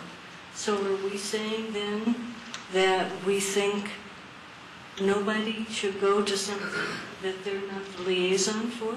No, what I had said is that it would be nice if it would. I think if a second council person goes, it really needs to be as a silent person. But that's what I said I would do. That's all I said I would do. If that were the case, I don't have an issue with that. Yeah. That would be Part of this is going back to actually the protocols we set up and what is the council liaison's responsibilities and role, and to recognize if we're attending as a citizen, recognizing that's very hard to do. Certainly, when we're interfacing with staff, they know we're council members, and it changes some of the dynamics, and to be absolutely cognizant of that. But for example, and I realize it may not fit in what we're coming to as a technical definition of liaison, but I've been the relationship responsibility to the South Suburban Board. When I went to the meetings, I was that person, but Jim would come because he's interested in the foundation and trails and that, and actually come to testify, public presentation that was there. He let me know. He said, here's the reason I'm coming. There was no confusion I think in everyone's mind as to what he was doing and being present for that public testimony and representation. And so it's not to say you never go, or when there's an open meeting, there's an opportunity to testify, but you come as a citizen rather than as a council representative. I think the South Suburban, it's an elected board, and it's a different breed of cat. I think one of the things I look at is that we talked about how council can be intimidating, and I think one of the things with boards and commissions is that if you get a couple of council members in the board, in a board meeting, it can be a little bit more intimidating than if you just have your liaison there. And was at a board meeting where another council member came, and the board was very concerned about that, and they didn't understand why they were there, and they acted a little bit differently, and had to talk to them afterwards and let them know. And so, I don't know. I mean, I guess my preference would be that the liaisons go, and they come back and they bring the reports. I know that, you know, we're all interested in all of these things. This is all part of, it's kind of our cabinet. We've asked these volunteers to work hard on this, and I think each of the council members gets an opportunity to serve as the liaison to these, and that we share our information back at council. So I guess I don't make a I'm not going to make an rule. issue of it. I won't go. It's very, very painful to me to not be able to go and hear how they're progressing with projects that I think are really super. But I Well, won't with go. the liaison who comes back with that report, I think that should satisfy that. I mean, Peggy, I can't tell you can't go. I'm just voicing my opinion. I'm not going. And I'm not trying to make an issue of this. It seemed to me a friendly thing. Okay, Riverfront Authority, Jim, stay on. Yep. Yes, and if I may, when Michael handed us this document last week, the second item in there has to do, because they went in the order in which they were formed, was the creation of the Riverfront Authority. And we have always kept track of who our members are, and I will read you the first 3 lines of what this document is. It says, Jim Collins was appointed January 6, 1981, instead of 82, for a 1-year term. Sometime in the fall of 1981, Jim Collins resigned, and Jim Taylor was appointed with a term expiring in January of 82, and were reappointed to another term expiring in 87. So it's just the 1982 date. It should really be 1981. Okay. We'll make I'm that. sorry, where are you? So this page right here having to do with the First page. it's the first page after the first blue. All right. Did we skip museum board? Museum board is Peggy. Tree committee. I have a question. Oh, I'm sorry. Jim, did you say that by being on the riverfront, you would meet the requirement for the CML, or was that? Yes, I would, but my term on the Riverfront Authority, because I'm the council voting member, when my term on council ends, it also ends on the Riverfront Authority, unless the council makes a decision to change the ordinance that has a voting council member and just goes to 7 citizen members. If they did that, and you appointed me, I could continue. And Jim, this does have you down in 81, by the way. That must be a typo that they put on that sheet. Yeah. Oh, good. Yeah, it was 81 when all this happened. Yeah, and this says 1/6/81. Actually, I became a member in November of 81. Don't tell anybody. They just skipped the 1. That's right, in front of the 1. Urban drainage. Did we get a vote on urban drainage this year?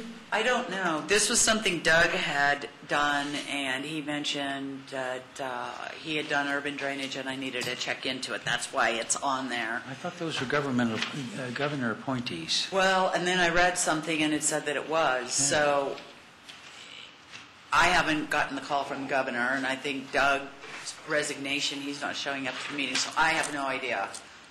Because when I was mayor, I was not liaison to the urban drainage. Okay. We'll look into that for you, Okay. Mayor, and make sure. Okay, What's and that going would on just with be, if that's an appointee, then that's a different thing. Okay, so those are our primary boards and commissions. Is everybody, we're all good with all that? We haven't finished the discussion, right? Just these lists, right? So- Right. And then we do have the audit committee, and basically the audit committee has always been, anybody that wants to go can go.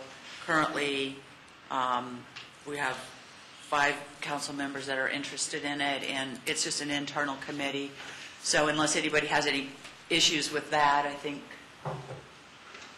Michael?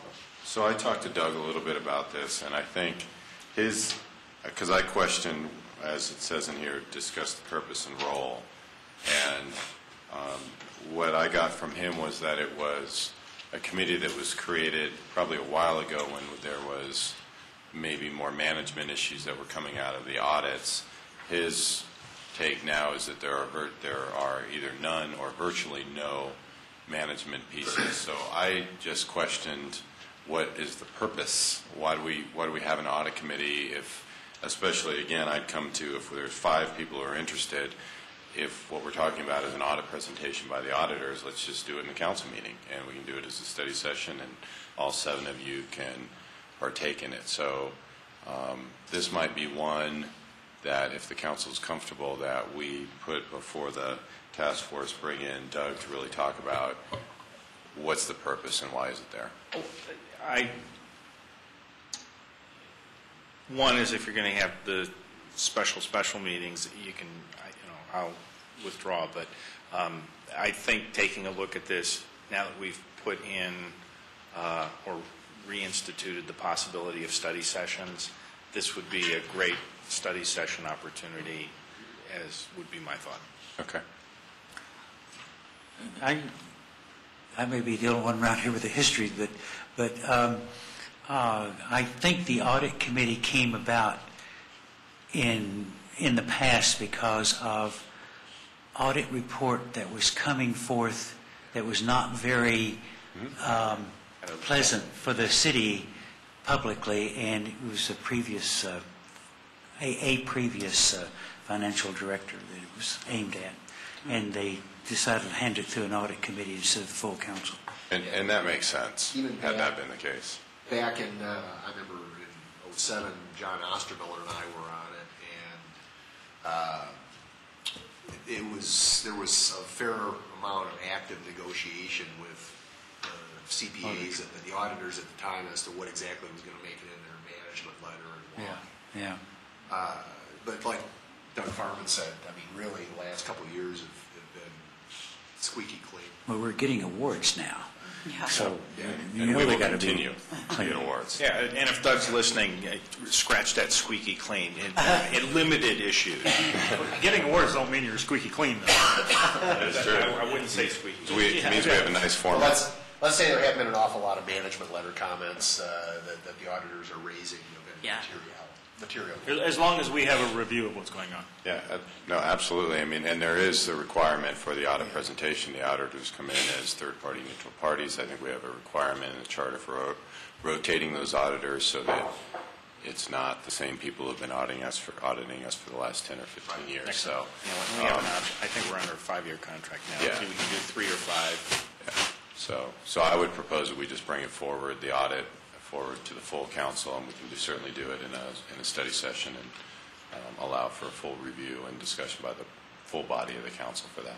Well, having sat on this since I was first elected and having watched subsequent members join, I can tell you the first time you read that thing, it takes a good long time, and even the 2 super dupers on council right now, when the first time they did it, they had lots and lots of questions. So I'm telling you, if we do this in a study session, we better plan on about a 6-hour meeting just to get through understanding what's what and the way things are said. I personally find it, even last year, found it very useful to go through the report with the auditors. I found one error.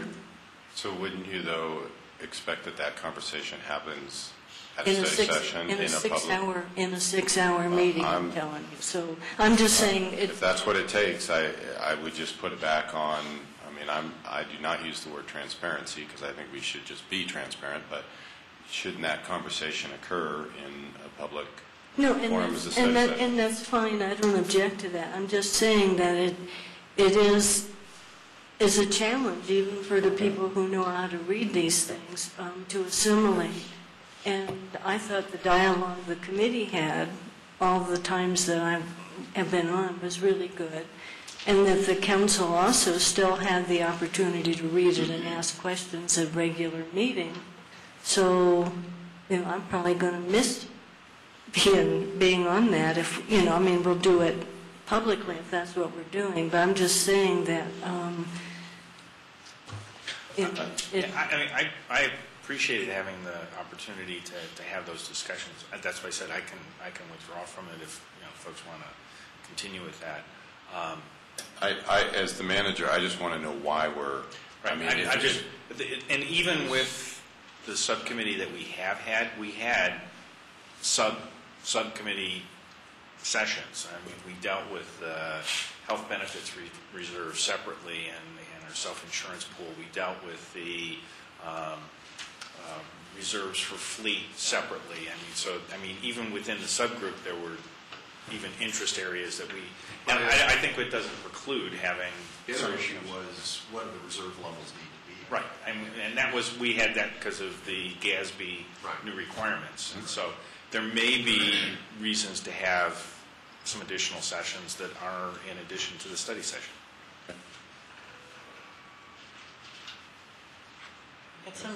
We got guys that like numbers. No, I have no doubt.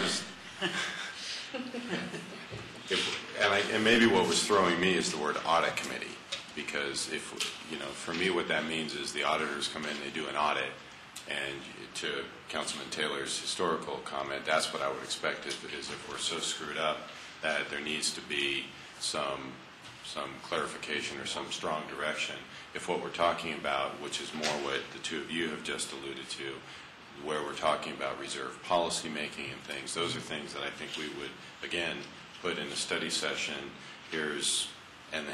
Whatever the issue is, and have the full body talk about what do you want reserves. To Peggy's point, though, part of it is getting up to speed on the language. And so I think if you want to call it an audit review committee or a financial report review committee or something, that's fine. But part of the conversation ends up being getting educated in terms of the language that makes up the audit report, which then precipitated some of these other conversations because there was interest in digging a little bit deeper. So that's really where it's at now.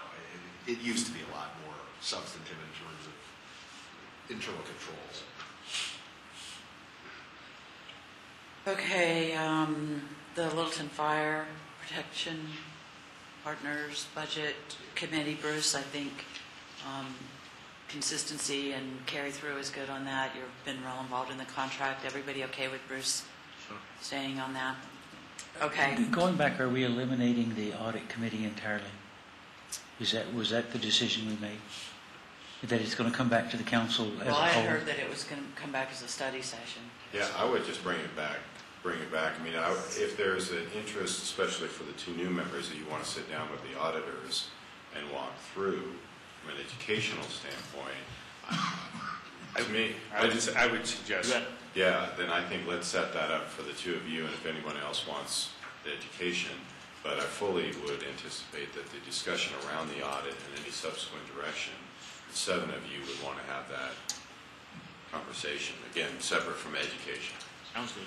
Go ahead. And I think the quarterly financial reports can go a long way to getting that involvement. So I don't know how those have been presented in the past, if we've just received them in the mail or whether we actually talked through them at all. But they're very good. This is our first year for those. Yeah, one of the things we did, and Bruce, you're bringing up a good point, which is it was kind of nice to have them, which is to have Doug come give us an update on that report.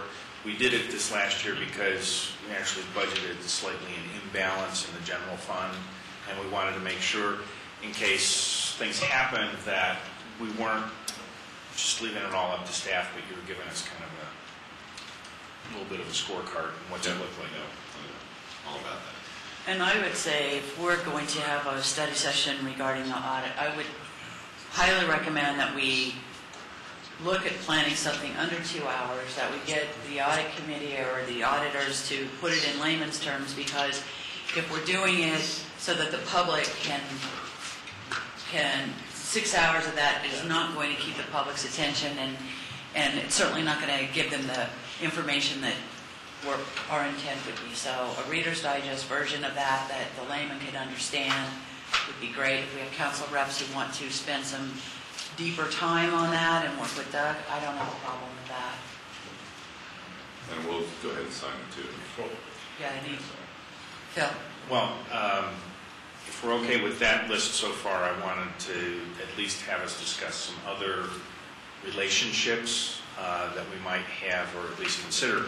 One that might fit in the category of liaison. So would folks like to hear the list first, and then we can kind of have some discussion, because there may be more items to add to the list. So one is the South Metro Denver Chamber of Commerce, where I've had some role and I've had some active participation from a number of fronts.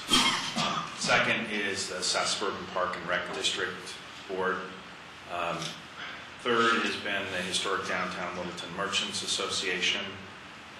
Fourth is the Greater Littleton Youth Initiative. Fifth has been with the LPS Board. We've also had a designation for the 5-year projection that Doug has prepped. And then one that I would like us to consider, if we are planning to continue to delegate to the Planning Commission items that aren't just zoning and quasi-judicial activity, such as taking a look at policy items like what do we do with parking, or how do we set up or revise or consider our PDO process, which are much more of a policy setting than they are necessarily their quasi-judicial role, that we consider a liaison, particularly in those areas.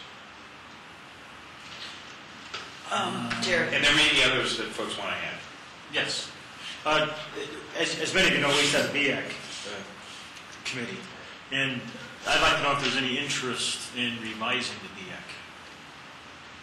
Well, I think that's actually falls nicely into the realm of the task force to evaluate the viability of that again, because that I would say, having served on BIAC, I would say that it needs to be redesigned so that it has a higher functionality for usefulness. And I concur, yeah. I was on the liaison for the Planning Commission, and the format that it wasn't my desire. But yeah, because but I would like to have some sort of citizen involvement with local community, local business. Okay. And Jim, and then Bruce, good Bruce, and then bad Bruce. This started out, originally it was an economic development. I think it was called Economic Development Committee, and then it evolved into the BIA. So maybe you go back and look at the original designation that was done of economic development. That might be better fit for what we're looking for now. I don't know. But also, I think BIA, Business Industry Affairs Department, I think Chris is when he needs input. He has contacts in the business community that he asks for input on issues that in the past BIAC would have given him input on.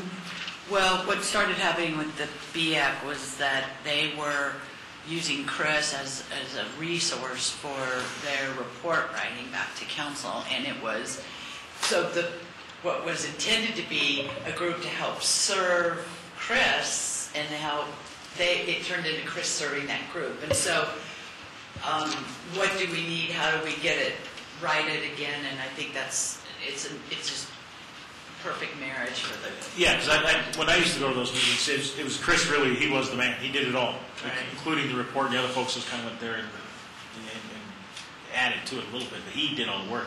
I don't want to see it come something where city staff is tied up almost full-time doing it. And maybe that's what, before we had it something where it was more of a citizens involvement thing. That's where I would like to see it eventually go. Okay. And that was in the... one of the handouts, it's the Economic Advisory Committee, and you can look it back in the series of 1985. It was in here, discusses what its role was then. And I was going to make the same suggestion that we go with that. Perfect. Okay. Yes. And another consideration just to add to your list, some kind of senior citizens advisory board that would be able to concentrate on issues that matter to senior citizens and perhaps find ways to coordinate the various services that are available in our community, some of which aren't part of Littleton government but are part of the overall quality of life. I think they could make a big difference to maybe look to the future too, where the gaps might be in services, because we have multi-agencies providing service. I see some potential for that. I think that's great for the task force too. I like that's a great idea to flesh that out. Did you? Sort of another one. Again, I don't know how far afield we end up getting with some of this stuff, but there's other regional initiatives like the homelessness initiative, which what goes on in the suburbs is different than what goes on in Denver. And there's various faith-based organizations that have gotten involved from a resourcing standpoint in terms of providing shelter when the situation calls for it, but there's lousy communication networks and so on. So again, I think all this stuff sort of needs to go into the hopper with the task force and basically, let people sort of see where there's opportunity or where it gets too far afield.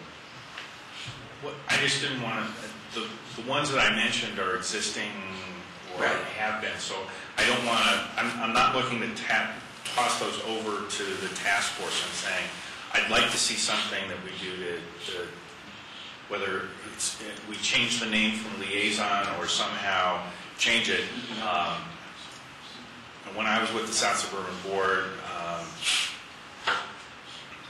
we didn't have great relationships with all the cities, and where there wasn't communication and connection, things didn't go well. And I wouldn't want us to be in a position with some of these to not have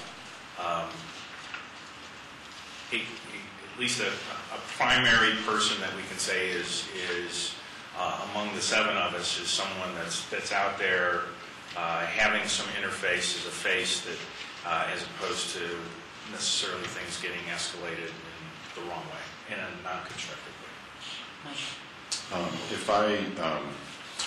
Let me just both close that Phil's part of it and say that I think that the conversation you guys are having is, as has been pointed out, is exactly right for the task force.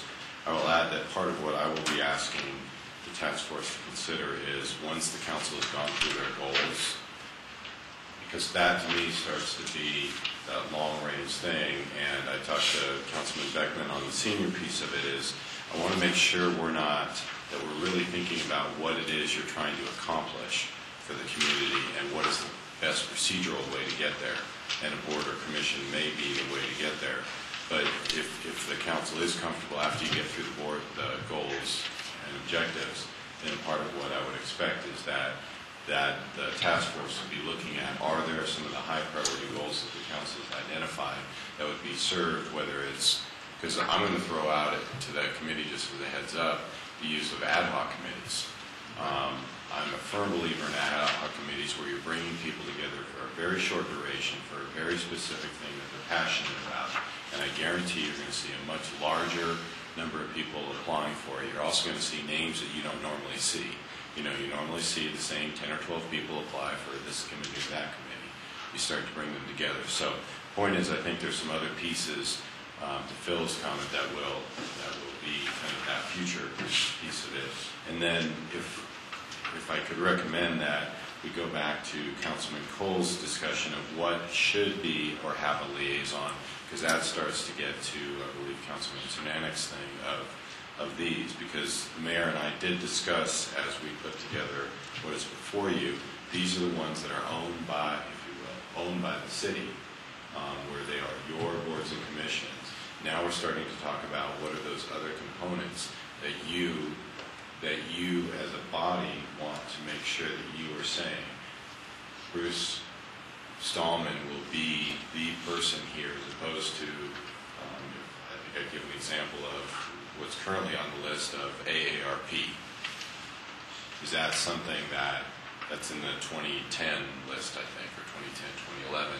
Is that something that this body wants to say, some particular council member is the appointee versus you're just interested in it. And then it gets to what the mayor was speaking of earlier, you know, what is the link back to the full body? If you're saying you care about it, then what is the reporting mechanism back? So it may be a good time to have some of that conversation.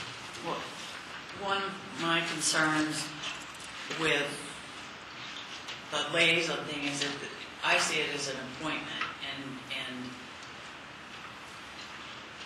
when I look at something like the South Metro Denver Chamber of Commerce, I think if you want to go to the meetings, that's great. I think if you want to bring back a report, that's great. If a couple people want to go, I don't know that I don't have a problem with anybody's involvement in that. I think it's particularly because it's also part of your other life that you have that involvement. But in terms of where council comes in and puts, you know, has liaisons, and I see a little bit of that as being reciprocal too, because if it's our board, we should be in a liaison to it because we have a responsibility to that board. But, you know, South Suburban, they don't send people to our meetings. I did have a conversation with one of the board members, and they felt that it wasn't necessary in order of keeping the communication lines open. It wasn't something that they felt would damage any of the relationship. They did not feel at that time that there was a value.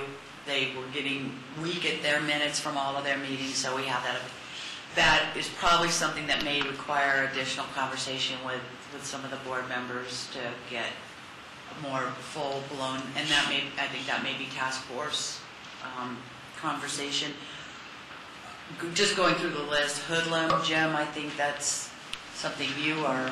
Well, I pay my dues to the Hoodlum group.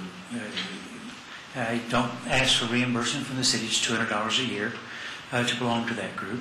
And I've just, ever since I've been going, they asked me to give an update on what's happening at City Council, which I do every month. I'd be glad to do it. That's in my council district. That's one of the reasons why I think I have an obligation to go, or a reason to belong, is because of that. And I would say if another council member wanted to go to that. Yeah, Bruce was at the last one.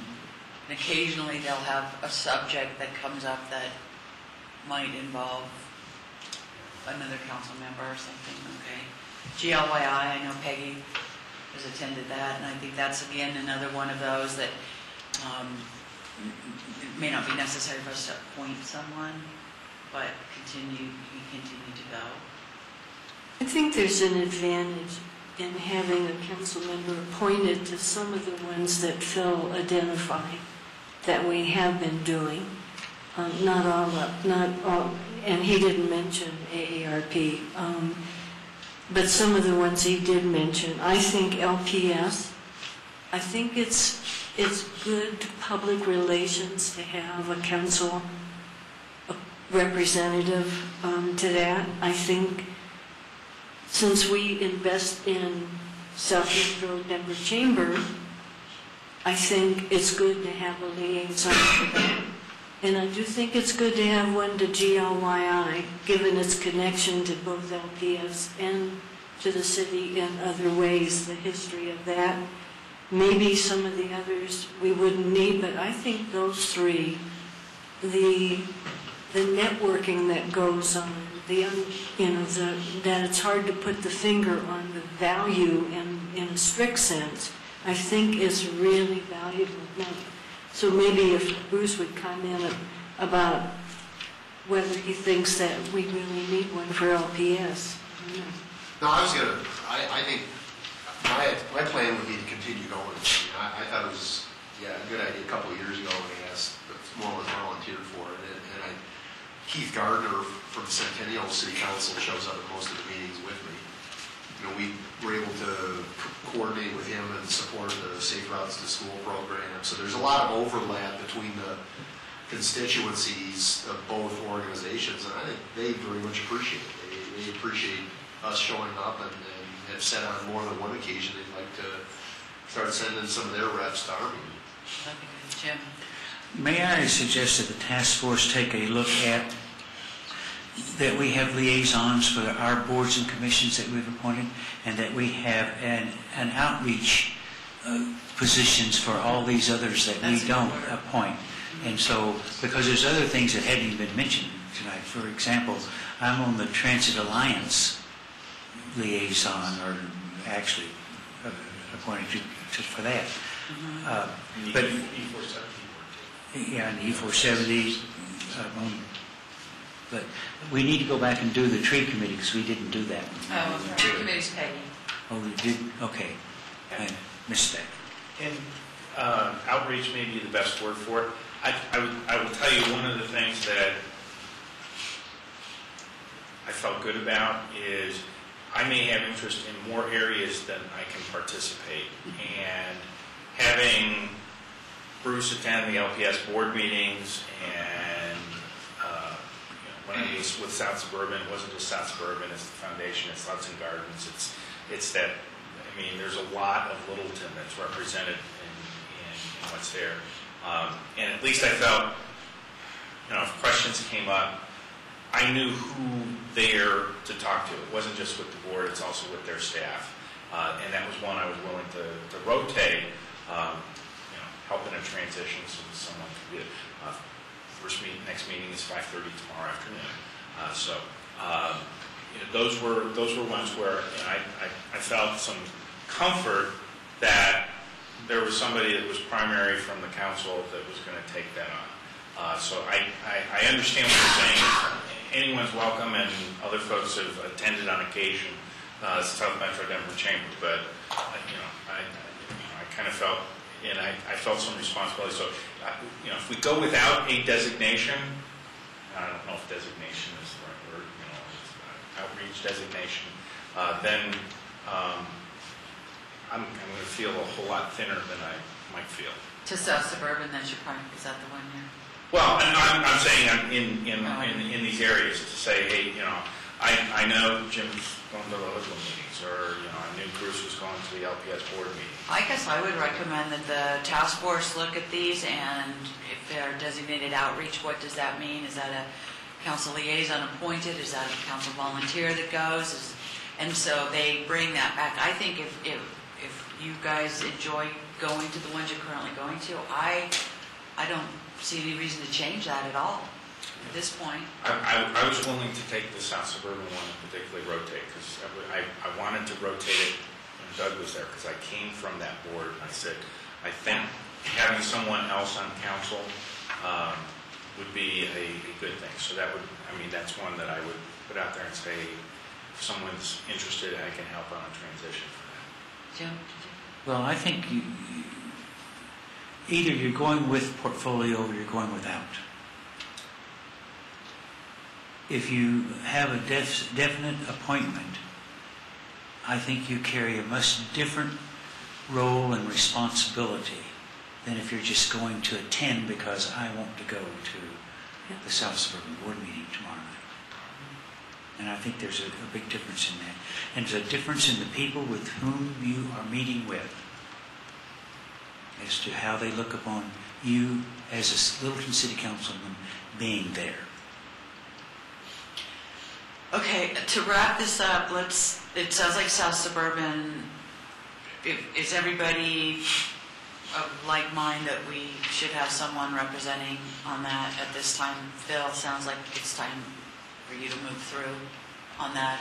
That was my thought. I'm quite willing, because I will not lose my institutional knowledge that I come with, so that's not going to evaporate very quickly. But it's there. And I know that Kay had talked about a structure that would have been somewhat different than just going to their board meetings, which would involve a lunch meeting once a month with 2 of their board members, 2 staff from South Suburban, 2 staff from the city, and 2 council members. And I thought that was going to be very heavy. And so this continuing in a outreach designate position, I thought was going to be a lot more efficient for city staff, South Suburban staff, council, and board. Okay, do we have anybody who would like to do, what are the meeting times in South Suburban? Typically they're twice a month on Wednesday. Starting at Generally 5? start at 5:30. Sometimes they move it up, sometimes they move it later. Okay. And my agreement with the board was I would leave at 8:30 at the latest. Okay. And maybe you should go into an exec. Will they go into execs early? Okay. Their yeah. exec process has changed. Oh, okay. So it could be early, it could be late. Is anybody interested? I did it for years before he did, so I don't think I want to do it again. Not right now, anyway. It's working with a group that's focused on finance. Okay. Well,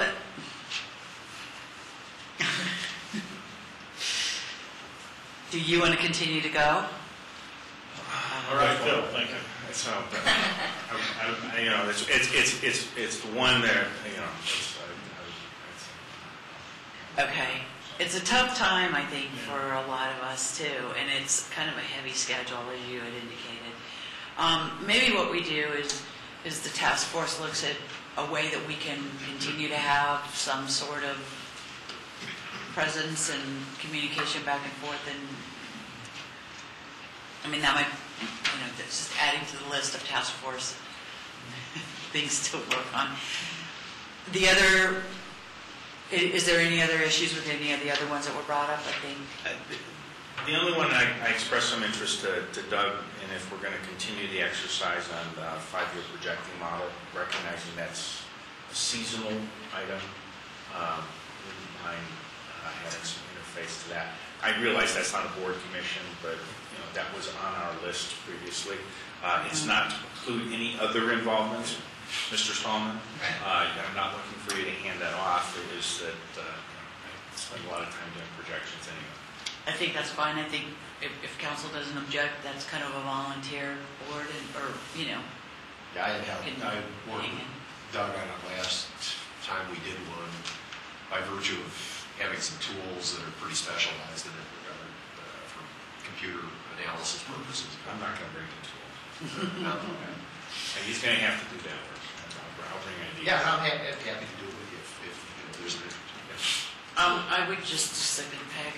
I would actually suggest that the planning commission that you had mentioned, that goes to the task force to flush out how that would look. Well, and just to make sure, it's not for what I would call the core responsibilities of the planning commission and what they're doing. Is if we use the planning commission in lieu of any other ad hoc group to take a look at comp plan review or PDO process or parking issues, things that end up being issues that come back to council other than in a quasi-judicial role.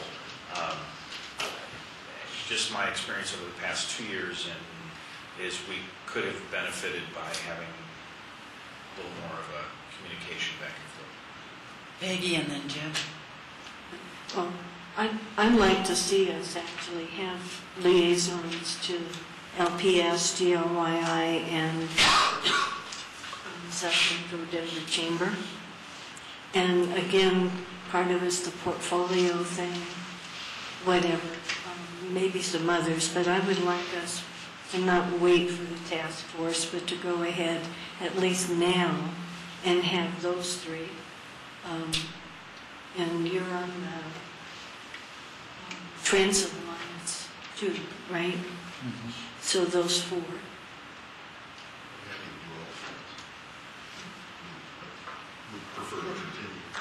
Okay, and Peggy, I'm assuming you want to do GLYI? Yeah. And I would just say we keep it as it is right now. You guys are going and you're bringing back reports, and I think that's, as opposed to making a decision now to make it liaisons, I really would like to see, we won't lose the attendance at those, but I think we have to make some decision about what is a liaison and what is something else and what is something else. I still think it's part of what Jim says, having that anointment, if you will, whatever it is. We could make it a tentative kind of thing, I mean, temporary, whatever, but I still think it's important. When Jose, for example, the last 4 years was GRYI council rep, people really appreciated having a city council person as a rep there. Not just somebody there, because I was there, but they really appreciated having that rep. And I think the same with the LPS and probably the chamber. I don't know if the chamber feels so warm and fuzzy, but the other two I know really appreciate that designation. Okay. Go ahead, Jim. One other thing that I think Kirsten may need to take a look at is having city council being involved at all with anything, liaisoning with anything to do with the planning commission, because I think there's certain elements of state law that governs that. That's right. So we'll look at that. And also, I think it's a good idea to do a lot of this through your task force so we can make sure that all of what you would do as far as an appointment is covered under our insurance. And so we'll take a look at all of that, and specifically planning commission and the quasi-judicial hearing issue. So, go ahead, Michael. I would just say that if, one thing that you might want to come back, and maybe this ties in with what Kirsten just said, but we've got a council liaison role, which is really, as I look at it fairly quickly here, intended to be for the council created boards and commissions. And maybe if there is another set that acknowledges the outreach that gives you that, I can't think of your word, but I remember anointment, and that you create a separate set of protocols for that is possibly different than your own internal City of Littleton pieces, because I do think it's a different role and responsibility than for your own. And I think, we'll work towards that. The fact that we don't have it tonight or next week, but we can still have people attending. But I think we can work towards that. I just as soon not vote on creating new liaisons this evening, so everybody's ready. We can do that later. Okay. So can I ask a question, clarification? So we have on the task force the people who are going to serve on that and with Michael. So we have somebody responsible. Michael, are you going to be calling that group together? And, Yep. Okay. So, We'll schedule, it'll be probably after the new year before we bring folks we together. go to Hawaii. Right. I want to be on it now. Okay, so we're moving It's called on. a vacation for a reason. Yeah. Are we done with liaison boards and commissions? Move on to the next subject. I think we can get through these fairly quickly. Televised meetings, Michael, did you? Oh, yeah, sorry. I was looking at breakfast. Keep up. No, all right. So Peggy had raised the question of televised meetings specifically related to these. And what I had talked to the mayor about was rather than discussing it in the context of a particular meeting, should we televise it or should we not, it seems like we've got two rooms here which are wired for televising. And so the base assumption would be, if the council's comfortable with it from, I guess it's getting late, so from a protocol standpoint or from a norm operating procedure would be, we would televise something if it's in either of these two rooms. If we don't fit in these rooms or it doesn't lend itself, we don't have transport capability, we don't have the money to go and put these elsewhere, but we would just basically make sure that we take good minutes, et cetera, but if they're held in here, the cameras would be turned on or next door. It just, again, as a norm, if you want to do something different, we can certainly do that. But it seems like the only other place we generally have had meetings is the museum, so I guess the question is, with PEG fund money, is it feasible to wire the big room over to the meeting room in the museum for the TV cameras? It probably is. I can't speak to whether or not there's, at some point, if the PEG fund has enough money, the answer obviously is yes, because that's an appropriate use of PEG money. I can't speak to whether there's, we just spent, I think, $100,000 upgrading to high def so you can see your face clearly. So we can certainly. No, you didn't tell us we went to high def. I don't know that we really did. But I know there are new cameras, and so I assume. Uh-oh. But if that was something the council was interested in, we get, as we look at the 2013 budget or beyond, we could certainly add that into it. It seemed like the conversation was getting a little mired in particular meetings as opposed to the standard protocol or operating norms that we would have that if we're in here, cameras on. Now, you said meetings in this room. We have breakfast meetings in this room. Are you intending to televise the breakfast meetings? If you, we'd have to, obviously we have Doug as a contract employee. Right. There's some logistical issues that he has, but that, I mean, some of know those, why you wouldn't. those outreach meetings, but I don't want folks that are participating, like large businesses, and sharing some of their issues that feel like that's there. I mean, it's more meant to be an informal discussion. I wouldn't want to put that kind of So do we want chemistry. Do we want to limit it to study sessions and the council meetings, study sessions, special meetings, studies, and regular meetings? We do board and commission interviews on television, too. Which would be a special, probably posted as a special meeting of the council. Yeah. Right? But we have, No, we don't. unless we repeal it, we have a motion from 4 years ago that we do televise the things that you just said. I mean, and it includes also the planning commission, regular and study sessions and so forth. So unless we would change that, that's just ongoing. But I do have a question. Is it I mean, we have some kind of capability in the police training room, or whatever we call the room up there, is Keep going. for videoing. Can we? That's in that room. Yeah. Right. Yeah. So, for example, we could potentially video a meeting from there. Are you saying it's closed circuit? Yeah. Well, my understanding of that equipment is that it, I'm sorry. Oh, well, you might know, Bruce. It's set up to video.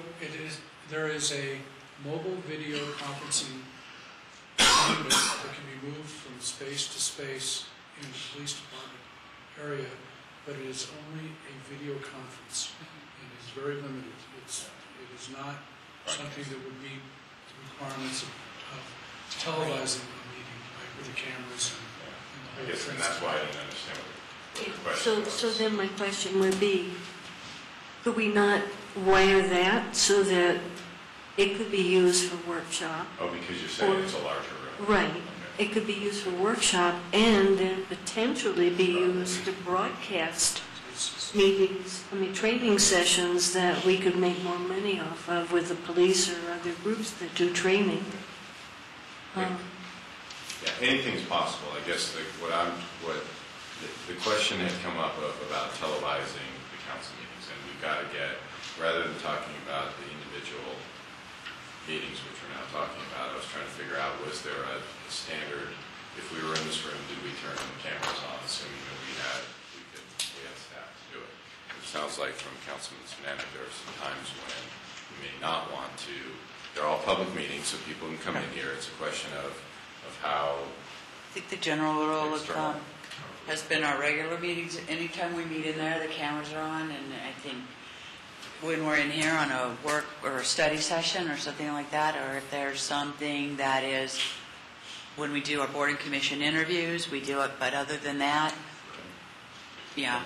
And then it's a cost consideration, too. Yeah, it is, because of Doug's time.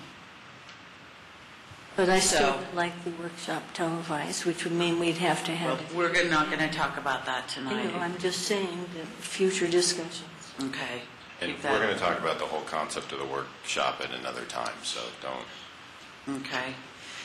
All right.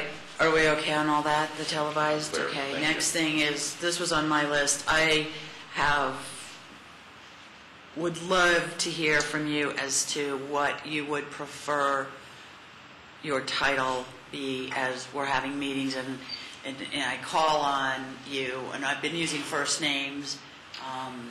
Would you prefer me use council member last name? But I want to do what you guys would think are most comfortable with. First names are a little casual, it's easier. But we do have two Bruces. So in here, in there, different. Steve? What would be, yeah. What is your best? So I want to do what. What, another Michael? Preferred. No, is that what your middle name is? Oh. Esteemed council member and Sherpa.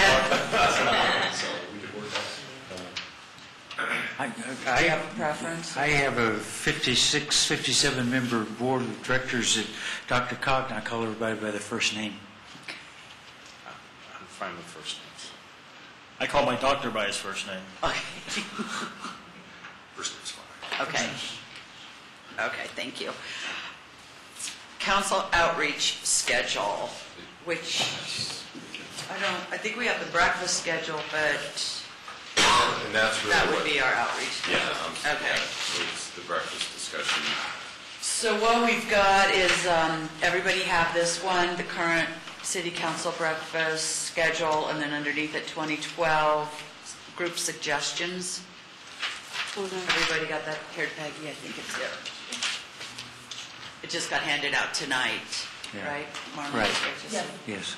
It's not dated, though. No. So if I get another one, I don't know if it's... Yeah, exactly. So if everybody wants to take a couple minutes to look over that, and then we'll discuss the 2012 suggestions. And I don't know that we want to get deep into what days and stuff. I think we leave that to his staff to determine, although there has been a request to change it from the third Thursday due to a conflict with key staff having a sewer meeting. So I think we should consider moving that. But that gets us out on time. That's Well, but the you know advantage. what? You know, they always have to leave about 10 minutes early. I know. So, but Doug was good at 9 o'clock, we're done, and I intend to continue that. It shows respect for everybody that's there. They're stealing time out of their workday too, so. But what if we do them on the second Thursday? Yeah, I think Could I suggest, we were scheduled to go into an executive session at 10 tonight, that we have an opportunity to look at this and react to it next week, in 2 weeks or 3 weeks, whenever we do it. Okay, yeah, I think that sounds good. Okay, so we will now, paperless council packets. Yeah, so 5 minutes? 3. I just wanted to let you give you guys a brief update on where we're at. So, Kirsten has done some work along with Ken and Wendy looking at the emails. You all know we've been discussing the email protocol with you, as well as e-discovery. I think Kirsten had some communication with you about that. So essentially what we are looking at doing, we were in that, we did a quick analysis of should we let the individual desires of 7 council members drive that, or there's some legal parameters that we thought should drive that. And we turned to the legal side of it basically to say we've just gone through a core request on our emails. Kirsten's done a bunch of research relative to e-discovery along with Ken, and so looking at that, saying, okay, emails are going to be housed on the city server. We are going to give you a piece of technology that for you to do your government business on. And what that is, we don't know yet.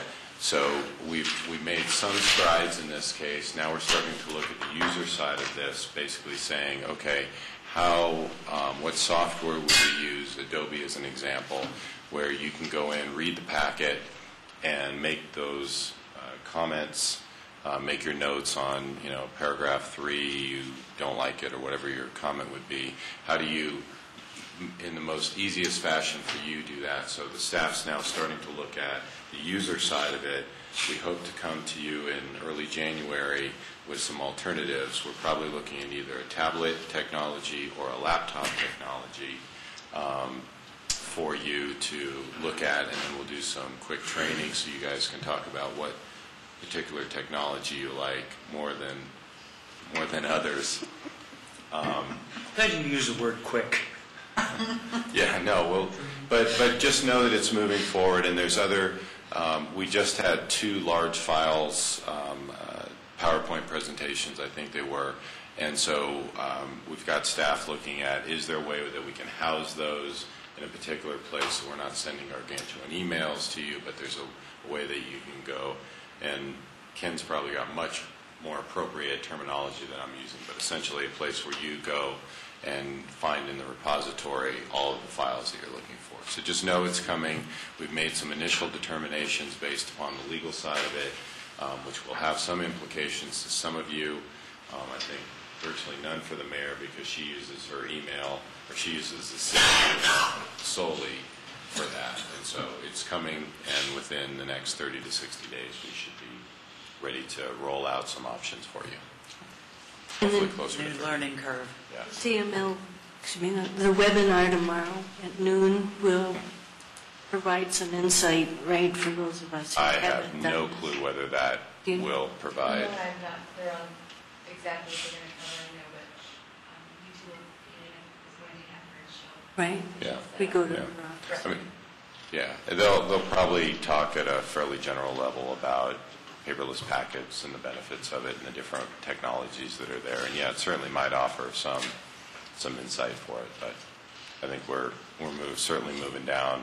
Bruce that can't bring direction. that big old huge pile there. He can print to his heart's content. In front of you. This is just He's like, no, we didn't know how much you were going to get, so I know it's a large binder. No, I had to get it. Trust me. Okay, that actually concludes this meeting. We'll be going into exec, as we mentioned earlier, and I want to thank staff and in particular Kirsten for all the work on this and for all the council. A lot of hard work went into this, a lot of thinking, a lot of time. Thank you, everybody, for your hard work and diligence on this. And so We've wrapped up university except for 4 hours of legal yet. No. You haven't done goals and objectives. No, well, that's fun. Yeah, so breakfast schedule and goals and objectives. Okay, we're adjourned.